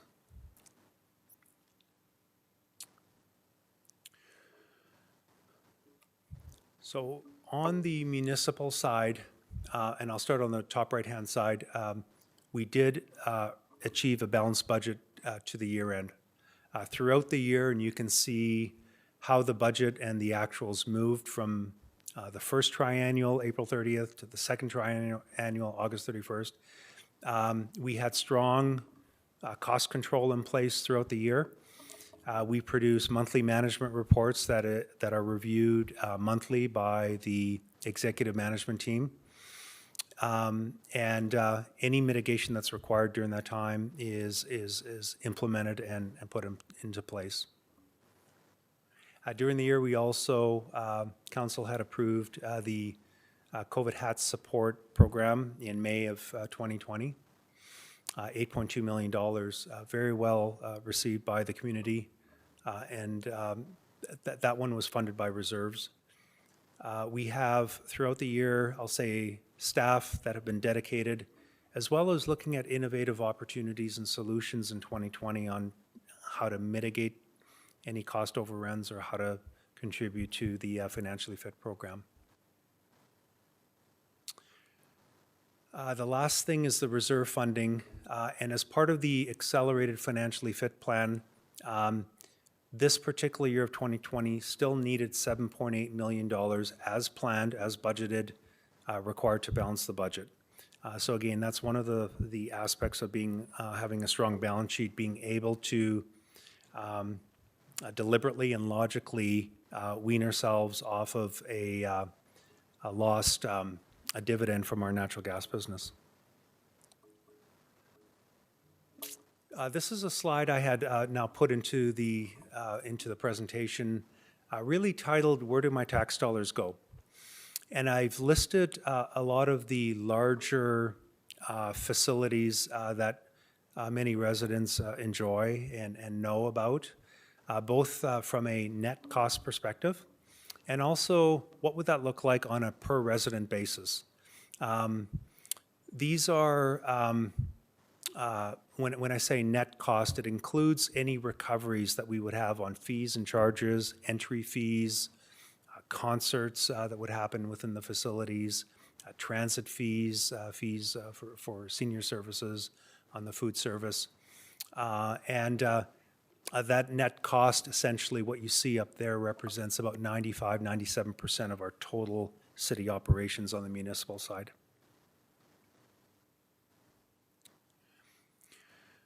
On the energy utilities, and you look at the graph, our budget on a EBITDA, earnings before interest, depreciation and amortization, is essentially on budget. Our budget was $79 million and we achieved 78.2. So just shy of the budget, but incredibly with a commodity-based business, I was very pleased to see that. Through December 31st, when you look at where the cost savings came from and the mitigation, the operating cost containment was a big focus for the utility group as well as the oil and gas business. That strategic shift we had in the oil and gas business from a growth strategy to an abandonment strategy was a significant cost saver on the operating side. In addition, lower revenues reduced commercial demand for utilities. We also had lower oil and gas sales, both on the price side as well as on the volume side. Capital was a significant variance in 2020 on a good news story. Essentially, our total budget for the year, $185 million, we actually achieved, we only spent or realized $105 million.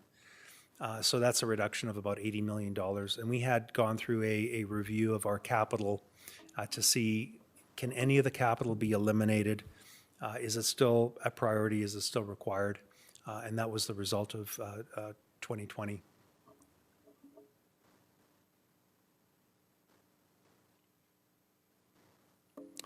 Of course, Council had approved a 2021 budget update in December. If you remember back in 2018 in the fall, we had approved a 4-year budget. We had presented that to Council. We had some great discussion on a 4-year view that was included a lot of strategic type of discussions as well, debt levels and capital plans and spending and so forth. Things did change during the year with COVID, with the Alberta fiscal plan, as well as the desire by Council to keep property tax revenue flat for 2021, as well as backdating that to 2020. So as a result, we had presented a updated 2021 budget for Council approval, and that was approved. That budget also includes a financially fit plan of $14.8 million, which is a significant number. That $14.8 million will address the majority of the $25 million challenge. So we have approximately $10 million left to solve in future years. We are tracking the $14.8 million on a monthly basis as we're going through the year. Not all of it is exactly executed yet, but we're tracking it very closely. We'll have updates throughout the year on that. Just want to talk a little bit about assessment. We spent a lot of time already in previous meetings talking about the assessment strategy, the assessment results, the tax rates, which Council had approved a few meetings ago. The assessment roll was declared on April 14th, and there's a 60-day complaint period or a appeal period that expires on July 19th. Council had also approved a revenue budget of $78 million that the assessments tax rates are intended to collect. And the assessment values are really the exercise of providing the basis on allocating the $78 million to the property owners. On the right-hand side, when you look at the non-residential accounts, just over 1,000 of them, we had 36% of those saw an increase and 64% saw a decrease. So the majority of taxpayers this year, so this is based on the valuation dated July 2020, and that's the assessments that were just mailed out a few weeks ago, 64% saw a decrease. And those changes are related to market changes. So these are a fair market value assessment, and the majority of them saw a decrease. When you look at how diverse or dispersed those changes are, when you look at how many actually saw a change greater than 15%, and that's either 15% increase or 15% decrease, and that would only account for 17% of those accounts. This is we do this every year as one of the inputs into determining where we're seeing changes in the non-residential accounts. This is the intention is to really have it look like a normal curve that's really tight around the median. This particular year saw a lot of decreases as opposed to increases. The decreases are for various reasons, including the valuation of specific industries like the hotel and motel business. And you can appreciate during COVID on the type of experience that they've had, that you'd see some decreases there. Some of the changes here, when you look at it, are for various reasons. I mentioned, the actual results from a particular industry, but also if there's any specific sales that we've had during this period, that would show up here. So whether the sales number specifically would show evidence of having a different number. And we do go through a reinspection process periodically as well, targeting once every 5 years, where we update what we're seeing in terms of the inventory out there, and so that may reflect some of the changes as well. When you look at previous years, you'll see a very similar type of curve, more or less gathered around the median, where you see the 0%. We also, during the year, issued had a management growth study, or a growth management study, and that was actually presented to management. And that was one of the inputs that we used for the municipal development plan. The municipal development plan was recently approved by council. It is a statutory document for the city. The municipal development plan really directs and influences what the growth will look like in the city of Medicine Hat for many decades to come. Very significant document.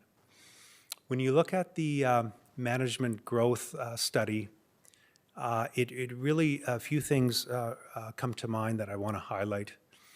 It is a exploratory study. Now, there's a lot of technical aspects to the study that include a lot of high-level assumptions around cost, assumptions around cost allocation between the various neighborhoods, and the reader of this study should be acknowledging that there's a lot of technical and high-level assumptions in there. The findings of the study was also shared with stakeholders as part of our municipal development plan engagement process that led up to the presentation to council and the approval. And many of the principles of the study were considered and incorporated into the municipal development plan, together with other inputs as well.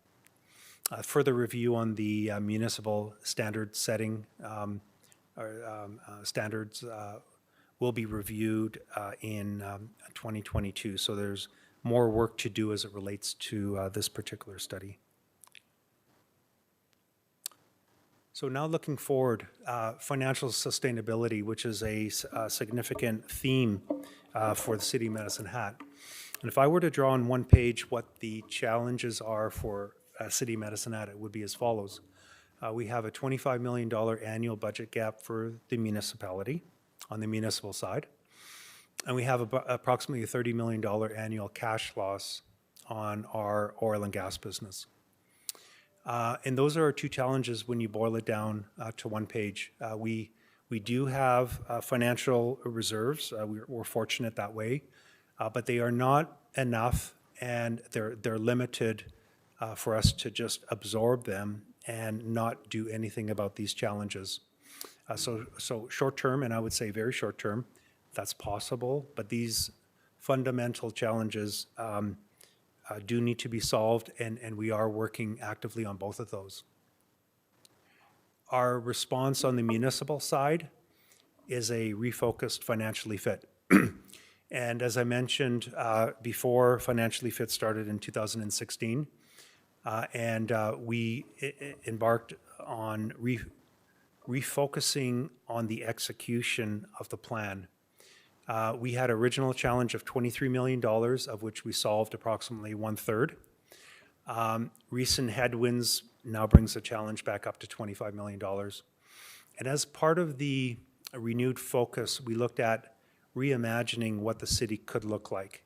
And a lot of it was, we're in the middle of a COVID pandemic and crisis, and you start thinking about how will we emerge and what will the world look like, and can we leverage some trends and technology to help us get there. So the new normal, we looked at on a few levels: cost containment, service level adjustments, financial engineering in terms of looking at our insurance policy, our investment policy differently. What about the range of services that we're providing and how we provide them? Are they efficient? Are they effective? And then the last one I think is really exciting. It's leveraging technology and looking at how we connect, how we engage with the community, how we engage with residents, and can they do business with City Hall from their home? Some really exciting things coming on that front. So in summary, this refocused financially fit, which is termed accelerated financially fit because it focuses on the execution, is looking at redefining the cost structure of the city. On the oil and gas business, our response is reducing our well count. And it's extinguishing the costs related to those properties, oil and gas properties, that are uneconomic. Now, originally when we put this forward to council, we had estimated 2,000 wells. These are 2,000 shallow gas wells that we deemed were uneconomic. The business case was clear. We had low commodity price for gas. We were experiencing an annual cash loss, and we saw no recovery in sight, and determined that was not a viable business. And so when you look at the abandonment reclamation, the cost related to that is approximately $125 million. We presented the debenture to council bylaw and cash, so our funding is through cash and debt. But what we found subsequent to putting this presentation and plan together was we actually disposed of about 400 gas wells since then. So some of the dispositions that we did actually we sold with them the obligation and the liability as well. So that count of 2,000 is now down to 1,600. And the cost of the average cost per well is actually, now that we have experience with some of the abandonments, we think it's going to be less than what we originally budgeted. So that's good news on both fronts. There's some other items of interest that occurred during the year that I've given this presentation a few times out into the community, and I love talking about these things. We have a divisional realignment that became effective January the 1st. And that was part of the budget that we had presented to council. The divisional realignment really looked at how effectively we should be organizing as a city. And we took it one step further and said, how should we be doing business within departments within the divisions? How should work being done? Is there common work that should be flowing? The workflow should be coordinated so it's effective. And we've announced that, and we've done that, and we're looking at refining it and working out some opportunities there as well. We've also had multiple oil and gas dispositions, as I mentioned, and with that, we not only reduce the losses because we have those on stream, but we've extinguished or sold the liability with the deal. We've also presented some significant policy work that I would say lay the foundation for sustainability. Our distributable funds or dividend policy, our financial reserve policy, our investment policy, and our economic incentive policy. And those are all really exciting things, and that was work that a lot of people worked towards to present to council.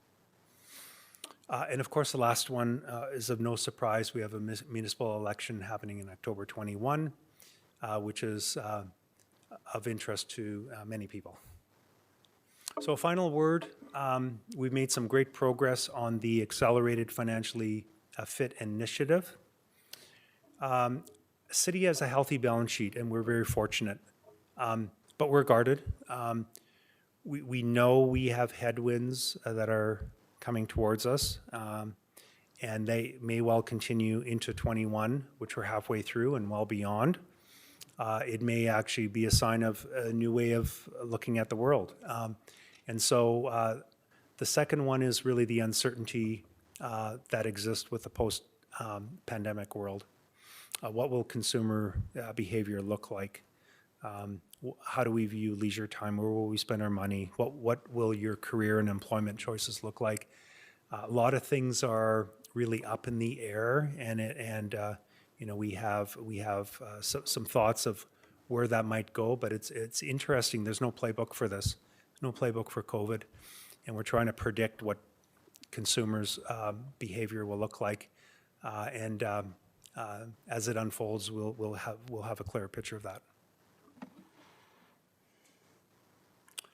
So, Mr. Chairman, that's it for my report. Excellent report, very thorough, thank you. Councillor Hirsch? Well, you just absolutely concur, Mr. Chair. Dennis, well done. A very meaty presentation, quite frankly. One that certainly garners my attention all the time. Realistically, to the taxpayer, this is all well and good, but I actually just want, you went on a macro level and then went down. I'm going to go on a micro level and go back up. We were all elected with maybe a little bit of a mandate to protect the taxpayer at all costs. And if that means tax increases, we do it our peril, quite frankly, because we'd never want to pass that along to the taxpayer. Having said that, sometimes we're stuck. You know, we value the city Medicine Hat as a destination of choice where we hope that we provide services and certainly businesses and a community from which people, you know, really respect and enjoy living here. So that costs money as well. Realistically, the NGPR is dividend is just lost to us. We just, as you indicated, we're already in abandonment road. We're not in a situation on a go-forward basis where we can rely on that dividend. And unfortunately, that's going to be a bit of a somber chapter as it closes of a 100-year legacy, which, you know, is not lost on my mind. So that means we need to flip the script. We can't rely on status quo. That's not available to us anymore. And this is the part where I want to congratulate administration for their efforts. We were able to, through some great work, look at $14.8 million of a reduction of a budget. And correct me if I'm wrong, because you made the analogy or the comparison that reduction in our budget is almost close to $300 million in the City of Calgary budget. So just to give the taxpayer a little bit of a thought in terms of what that looks like. So very significant. The reality is, though, in your last graph, you indicated that we still have upwards of a $25 million gap that we have to fill. The reality is we just can't keep cutting the way we're going. Add another $25 million of cuts, realistically on a $79 million budget, is not commensurate, nor is it realistic. So what does that mean? Well, in my mind, we need to flip to growth. We need to think about ways to be innovative. Part of what we just talked about tonight is intensifying some of the land that we already have available, save costs, save on our infrastructure, work within, and that's certainly ongoing. But I just want the taxpayer to understand how to the depths of trying to save expenses. You saw a highlight on your capital savings, which is commendable. I want to highlight something that wasn't on your flip chart, was going all the way down to doing an analysis of the tire pressure on city vehicles to save gas. And that's the amount of stones that have been turned over to try and drive savings. So, you know, I just kind of want to reiterate the amount of work and the heavy lifting that's been done by certainly council on a direction and administration in terms of where we're going. So what does that mean? Well, it means we still have headwinds. They're not going away. We're in a COVID world that costs us money to the tune of 1.8, you indicated. But we're also, all kidding aside, once COVID's done, it's not the land and milk and honey, because guess what? We went through, or maybe still are, in a world within Alberta of the loss of an oil and gas industry. Potentially in a recession period, we don't know where these jobs are coming from or where they're actually going to be growth, so we need to pivot. And what does that mean? Well, it just means that we need to think a little bit more clearly at what innovation looks like, new industry and that sort of thing. Because I tell you what, so on your budget, you indicated the MSI, which is now changing to, the acronym escapes me. Local government fiscal framework. Thank you. Yep. So that is going to be reduced by 25%. So under my math, I've always was told $800,000 is 1% potential taxes to the taxpayer. So with a reduction of 2.75 million annually, that is now a pending 3.5% increase to taxes just by that headwind alone to the taxpayer. So never mind our headwinds we have facing ourselves, our granting, everything is going to be less. So, you know, I just want to again emphasize that a lot of solid work has been done. We have a lot to celebrate. We've had a strong legacy. You indicated we got a strong balance sheet, and that is absolutely the case. I think there's been some good stewardship here, and there continues to be. But from my perspective, it's not, you know, it's not, do we want growth? We need some growth in this community. We've heard time and time again, we need to have an environment where there's an environment where you can see some job growth. I think we've demonstrated that. We've certainly come forward with a COVID response, the MHBIG, a lot of the programs that we've offered. So I think a lot of council's been doing some great heavy lifting. But, you know, again, I just want to thank you for this, because this presentation is really indicative of where we're at, where we've been, and really where we're going. So, you know, a lot of heavy lifting to go, but I'm pleased with our progress and just want to thank you for that. Thank you. Councillor Turnbull? Thank you, Worship. So I'm actually almost going to, he stole my speech, by the way. No, I think it's really important. We were elected as a council 3.5 years ago because we had some major financial issues facing our city. And financially fit at that point was raise taxes, raise fees, but not a lot of savings. And so under the last 2 years, under the leadership of our city manager and his crew, his executive team, we have now reduced that operational cost to our city of $14.8 million. And we are well on our way to trying to find some more in 2022. But as Councillor Hurst rightfully said, there comes a point that we cannot continue to cut operational costs unless we're prepared to have less services. And I don't think any of us as taxpayers want less services. We want our grass cut, we want our parks to look good, we want our streets, all the things that we require as a city are keeping up Eccledale, improving our trail systems, all the things that are important to us for a standard of living. But I think, so I want to thank both these two gentlemen, but I really think it's important when you think out of the box. So if you go to that last page of NGPR response reducing our well count, so the first cost of that was $125 million, and we had $150 million.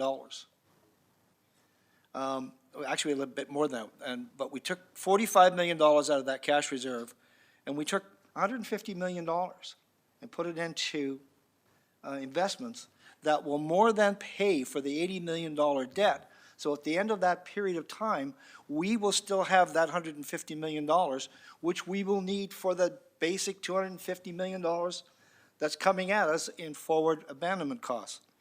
So I think when we talk about big things, it's, you know, the big things are easy to see. It's the little things that really end up. You put enough little things, all of a sudden, you got a whopping big thing. And I got to tell you, I'm excited about where our city is. I think we should all be really excited by this report.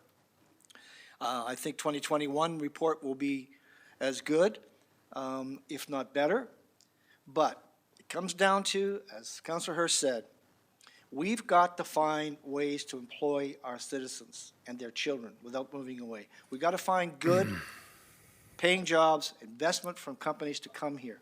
Now, I know we've been talking about that for years, but we're seeing a difference. Invest Medicine has shown us some really, really interesting ideas, and they are in conversation with so many different initiatives that it almost makes your head spin. And so, are they all going to come to fruition? No. But if just a portion of them do, especially in this new technology we're getting into, you know, we hear about it, carbon capture, big thing now. Federal government, $970 million to help municipalities and companies to find a way to capture carbon. Why? Because you can't cut enough fossil fuels out to meet the targets of 2030 and 2050. The federal government's already admitted that's not going to happen. So we're going to see more renewable opportunities. Hydrogen is a big one. It's the reason we have the Invest Medicine hat is these are experienced, well-trained people who are beating the fields, beating down the doors, say, come to Medicine Hat, come and help us build our city. And as a result, as taxpayers, we won't be faced with that 4.5% to 5% every single year. We won't have to be faced with the price of our services going up on a constant basis. But if we don't build our tax base, he's right. The future cannot be cured by whatever money we think we have in reserves or with zero tax increases. So, thank you, Bob Nicolay, and thank you, Dennis Eckert. I think it was a great report, and I'm very proud to sit here as a councillor with my fellow councillors. We've all worked really hard to put those policies in place that we're now seeing success. And so, my fellow citizens, hang in there. Better days are ahead for sure. Thank you. Thank you. Councillor Turner. Thank you, Your Worship. So Councillor Hirsch and Councillor Turnbull pretty much said everything I wanted to say, but I did find one page very interesting in this report, and it is the one that says, where does my tax money go? And I'm really glad you put that in there, because I'm sure the average person in the city of Medicine Hat, so if you're a family of 4, your share of police, fire, and 911 is $2,300 a year. That is our biggest budget item. $36.1 million goes to that. So, but we want to be safe, so that money has to be spent. But it is an eye-opening number for a family of 4, $2,300. I hope I hope some of the news media publishes some of these numbers, because I think it's important that people see that. Thank you very much. Excellent report. Keep up the good work. Any other comments? Thank you. Can I get a motion for reception? So moved. Hey, if we could vote.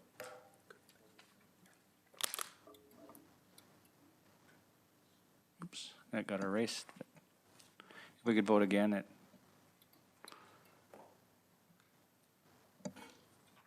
was unanimous. Thank you. Thank you, Dennis. Moving on to reports now, item 6.1, Public Services Committee meeting of May 25th for information. I move the, pardon me, I move the report for information. Would like to make a brief comment after it is And I'll second that. Go ahead, Councillor Friesen. Okay, thank you. I know this is here for information, but I just wanted to give you a very brief update about our ongoing discussions as we look at our Parks and Recreation Master Plan. And I've talked about this before, how we're having some discussions incrementally, and I found the one that we had around parks and outdoor spaces quite insightful. And we had a discussion about how do we utilize our parks and outdoor spaces? How could we utilize them better in different ways that have meaning to adults, children, families, and so on, seniors in our community? And it was a really good discussion about how can we do a lot more there, including active spaces, tranquil spaces, and so on. We've got a number of very large park spaces in this community that largely are underutilized. And so it was a really interesting discussion. And the other thing I just want to invite you to think about, it, I found this quite compelling. There's one, and you can read this on your own, but there's some examples of types of activation here that we've told you about, things that some we do, some we can incorporate into our plans for our outdoor spaces. And if you go one more down, I just wanted to touch briefly on this power of 10. So the power of 10 is based on three components, really. One is the place. So when you think about the place, okay, it's the city of Medicine Hat, and let's say we have 10 places, 10 great park spaces that we want to utilize in a better way. And then those 10 major destinations, major destination park places, there's 10 of those, and each of those 10 have 10 places that you could go to and enjoy within that park. And within those 10 places, there are 10 activities or things to do. And so they increase exponentially when you look at that diagram. It's fascinating. And it's really, it's layered to create some synergies and to build and grow from each other. This model could be used very easily with economic development, by the way. Councillor Hirsch and I would encourage you to think about it in those terms. And so I just wanted to bring that to your attention because this was a really interesting discussion, and the power of 10 I thought was very compelling. Thank you. Any other, Councillor Varga? Thank you, Your Worship. Through the chair to Councillor Friesen. Read the report real thorough, but there's a lot of misunderstanding for us because we weren't in that meeting where it gets explained, such as the circle part where we have the place and the sociability and access linkage. So I would love to find out more about how that works and how we look at it as a city. They must have got this information from somewhere. So did they say where they're basing it on, or is it just information that's out there about Parks and Rec and what we should be doing in our community? I can clarify my understanding, but I can tell you that it probably is not inclusive of all the research and work that's been done. Our city manager might wish to comment as well. James Will and his crew have done a tremendous amount of research and looking into other communities. So it isn't all based on what other communities do and what we could do. It's a blend of what we can do, what we aspire to do, what others do, what works well, what doesn't work well. And the model about let's think beyond what we know now and talk about what we could be in a way that serves our community the best. So that's kind of a roundabout answer, but there's no one particular source. And I would invite council members, I know you can only go to so many meetings, but these discussions are really interesting. I would actually like to link you with a couple of people. I'll do that outside this venue, but to understand this model a little bit better, I knew this would be of particular interest to you. So I will make every attempt to make that link for you with them so that you can develop a more fulsome understanding. Just a supplementary, the power of 10, I love it. Yeah. Right? But as a report card, I would like to look at it as a report card as to how we are in that, whether we're an A, B, C, or D, and kind of judge it like that as to how we are in the power of 10, and whether we have such a factor being done in Medicine Hat, and whether it can be done that way because of our size. And I know we have huge parks, but to get 10 activities in a park or in a certain area, it would be like Canada Day, or it would be like something that's going on in the park, fireworks maybe, but there's 10 other things going on. Mm-hmm. You know what I mean? So it would be interesting to see what we can do and how we can do it and what a report card is and how we attain those goals down in the future, right? So a lot of it looks very interesting. A lot of it looks very complicated, but maybe it is easy. Keep it simple, stupid. I don't know, maybe it is, keep it simple. But to me, some of this stuff is a little bit complicated and where the direction's gonna go, right? So I'd love to know more about it in the future. And if I could just briefly follow up, yeah, I really appreciate that. Good comments. I forgot to mention to you, and this was important, that the planning has been part of the development of this, and that's where you see some of these components come in. The municipal development plan, the congruence with that, some of these models that really help kind of enlighten the thinking about it. So I'd forgotten to tell you that part and wanted to do that. And I don't know if our city manager has any, I'm sure I've missed a bunch of stuff. Through the chair, on the contrary, I thought it was a very thorough response. And it is, just observing this conversation, it's one of the shortcomings of a standing committee system is all 9 council members can't be there for all of the meetings, and it's a little bit unfortunate. But the Standing Committee in Public Services has done a remarkable job of diving into the depth of detail and complexity that makes up a Parks and Recreation Master Plan, as did all of council on the Municipal Development Plan, which was foundational for this. And it does give rise to things like family leisure centers replacing single standalone facilities, a potential quad ice surface replacing single standalone facilities throughout the community. So we're seeing these kinds of things actioned in Medicine Hat. Councillor Varga's comment about a report card, I think that's an excellent idea. When the plan is developed, we should be speaking to our performance against the plan on a regular basis with council. Correct me if I'm wrong, but the goal of the rec plan is to follow the model of the MDP, and that there will be council check-ins at Strategic Priorities Working Group, and that was very, very helpful to facilitate the MDP. Yeah, okay. Councillor Varga? Just supplementary, one other part on here that I found intriguing was the high-performance public spaces. And I think this is the time we need to do that because people are using those spaces because of COVID. And we might miss our opportunity to keep those places going once COVID is gone by the wayside because people are going to change their ways of doing stuff. So it might be a good idea to enhance this a little bit more and tell people that these are high performance spaces that you can use, or we can figure out something on that kind of go forward basis. Mr. Barth has some good things here, and it was from 2015, so it's 6 years old already. I'm sure that he has some more plans that you've probably talked about in there that are our future right now with COVID. So I think we have an opportunity now to treat this as something that could be special within our community if we follow through with it. So thank you. Any other comments on this report? If we could vote? That was unanimous, thank you. Item 6.2 is the Administrative Committee meeting of June the 2nd with a tender for award MW 2126 2021 Bridge Maintenance Program. I will move the report. Second. Comments? Councillor Varga? Just a question.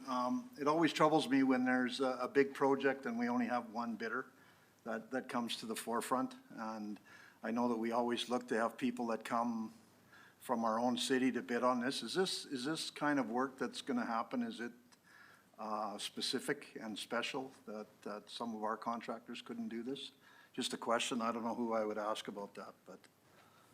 Mr. Chairman, I'll ask Managing Director Mains to speak to that directly, and I can certainly jump in at any point, Brad, if I can help. Thank you, City Manager, and through the chair to Councillor Varga. The nature of this particular project was predicated off of the federal infrastructure funding that was brought together. This was a series of remedial actions that would need to take place over time. It's always difficult when there's one bidder, but there's a lot of incentive money out both in the city and the province and across the country, and that could potentially be driving some of the some of the capacity available in those particular areas from that side. When we look at the scope of the work, we certainly think that the value for money is there from that perspective, and we do recommend that we move forward with this. I don't know, I do have Director Bohan online as well, if he has any further comments to this. Thank you, Managing Director Mains, and through your worship. Yes, these are challenging times. It's ironic we are in the throes of this COVID situation And the federal investment in numerous infrastructure projects is really putting a strain on a lot of developers and project constructors. Bridge work is a unique offering, and it does possess some unique engineering and design skills. And so to confirm what you've said, Managing Director Mains, and to answer your comment, Councillor Varga through the chair, it is a troubling situation that we only have a single bidder. And I will say this, that we've been successful in negotiating with this vendor to reduce the scope that they initially put forward, and they've been very cooperative in working with our teams to try and drive down the price for the service itself. So we're very comfortable in moving forward with this. Councillor Varga. Thank you. If I might, through the chair, Horseshoe Hill Construction has a history here in Medicine Hat, correct? Because I bring that up for a factor that everything always didn't go well with Horseshoe Hill Construction. So I just hope that it matures into something that's going to be okay and it's worked through to the point. Right? They've been evaluated. Yeah. They'll do a good job. But I'm just worried that it's one bidder, and you know what I mean. So just wanted to bring up that point. Thank you. Councillor Friesen? Councillor Varga brought up my question. Thank you. Councillor Hirsch? Thank you, Worship. Just a question in regards to the scope itself. There was an indication, and in the decision item, it indicated that they did reduce the scope accordingly, and which means they cut out some of the services that will be rendered. And I do understand the idea that we want to get some grant funding, so let's get on with this. The question actually more relates to the unfinished business at hand that will be kind of left until another time. And I guess I'm just wondering, does that go into a capital project for next year? How does that get taken care of? Or are we just, and I'm presuming we're just not going to leave those tasks not being rectified. So just a question in terms of the stuff that was left off the scope and understanding what timelines there are for completion. Thank you. Through the chair to Councillor Hirsch, I'll turn that over to you, Pat, on that side. Thank you, Your Worship, and Councillor Hirsch. Yes, it's actually, I give full credit to our team, Stan Nowakowski and his team, Chris Koslovich, who actually went forward and looked at the critical items that were on the within scope, and they determined that, in fact, the actual response to the initial tender, the respondent actually included additional items that we didn't anticipate. The items that specifically were withdrawn were largely related to painting and non-critical items. Yes, we may look at those down the road as additional items to include in a future program. Councillor Dumanowski? So, Your Worship, I don't want to suggest that I can understand the scope of the work any better than anyone else, but when I look at it, and I understand the Managing Director, and you've indicated that there's specialized work that has to be done here regarding bridges, et cetera, and I don't think anyone would argue with that, but when I look at some of the scope of painting touch-ups, vegetation, overgrowth removal, trimming, concrete ceiling, handrail, fence repairs. Part of me wonders if there would be a need, and correct me absolutely if I'm wrong, I'm sure you will, but that the overall inspection on a specialized level would need to be done by a group such as the one that was the sole bidder, but perhaps some of the remedy or remediation work could be tendered out or sublet by someone else, such that we have more competition and more available workforce through different companies versus one who as you indicated, it has probably many opportunities across the province and whatnot to pick from. So I'm just wondering if some of these aspects of the scope could be separated after the specialized inspection and identification of issues are and that kind of a high-level scrutiny is done, that some of these pieces could be done within the scope at sublet to other companies so that we can ensure more competition and better pricing perhaps in the future. Through the chair to Councillor Dominowski, Pat, I'll go back to you on that one. It's pretty operational. Yes, thank you, Your Worship and Councillor Dominowski. We hadn't looked directly at adding some additional scope or tendering out various portions of this particular work. It was mostly a result of budget availability. I apologize if I'm further ending this down the line, but I would refer to Stan Nowakowski, manager of our engineering department within Municipal Works, and he can probably get into a little more operational detail. So if that's acceptable, Your Worship, I'll hand this to Stan Nowakowski.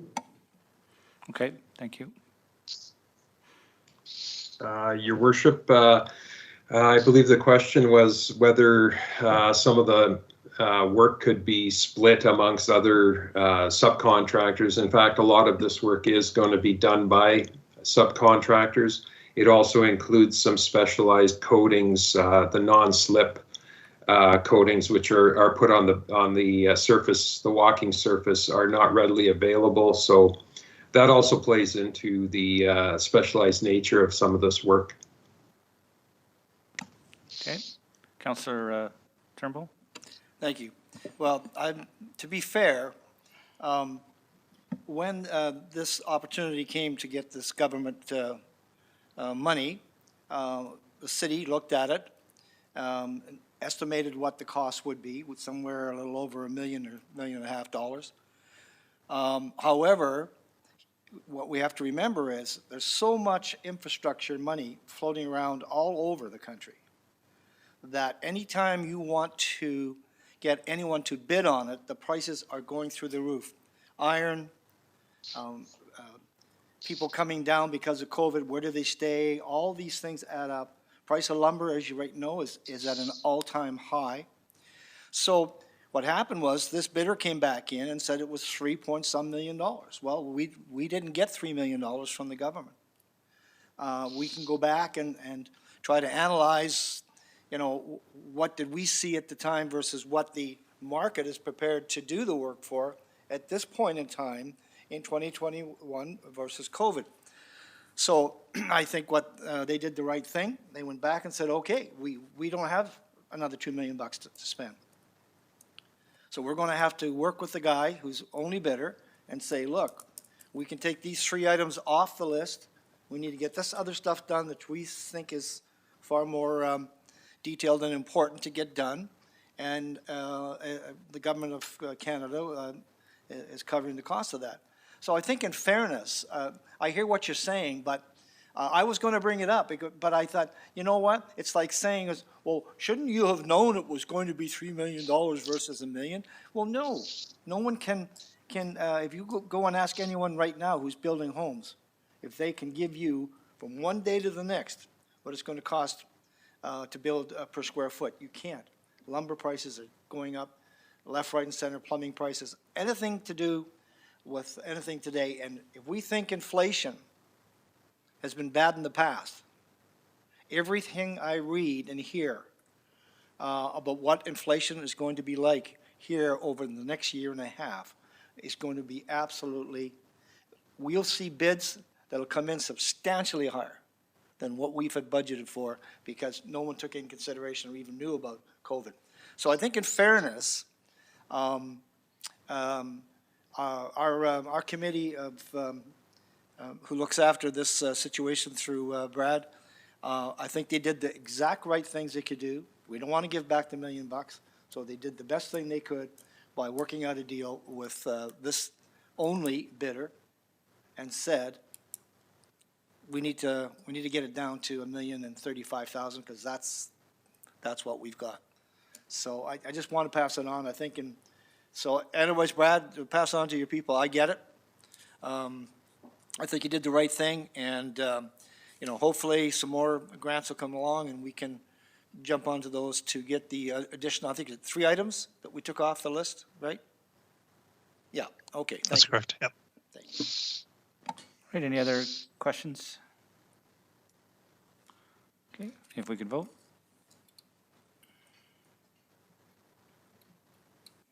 And that was unanimous, thank you. Moving on now to bylaws for second and third readings. We have Bylaw 4664, a bylaw of the City of Medicine Hat to disestablish a business improvement area known as the City Centre Development Area. Oh, yeah, who wants to introduce this?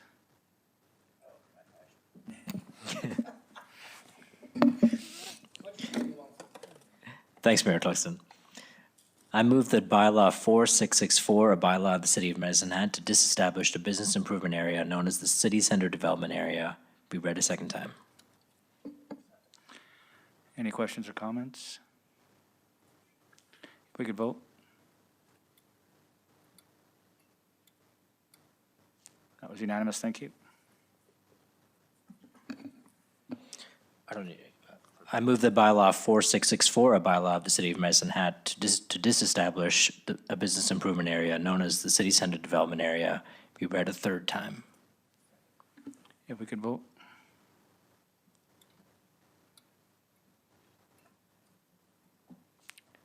And that was unanimous, thank you. Our last item of business is the appointments to our brand-new Community Vibrancy Advisory Board. Council will be filling out their ballot sheets, and myself and Kathy Eden will be tallying them. And we will be appointing 9 new members to our board. Mr. Chairman, I have a conflict of interest on this particular Yes. item. I'll recuse myself and absent the meeting. Thank you. Thank you. Well, yeah. Yates.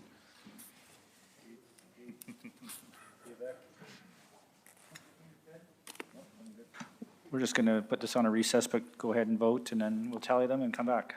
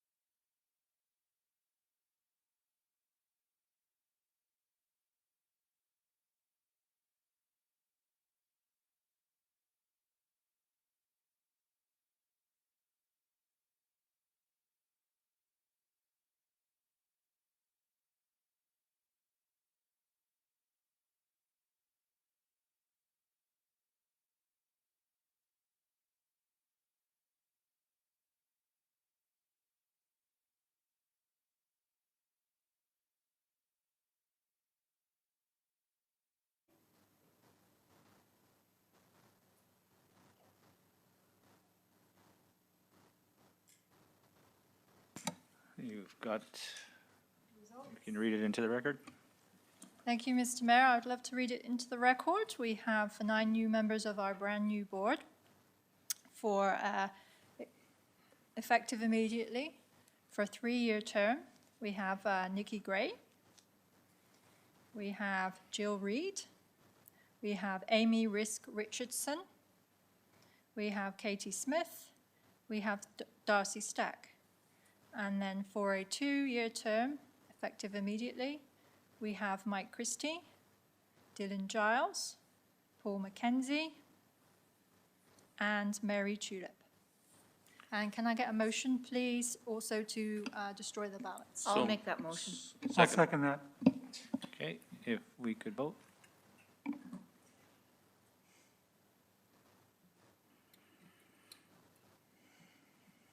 And that was unanimous, thank you. Seeing no more business, we're adjourned.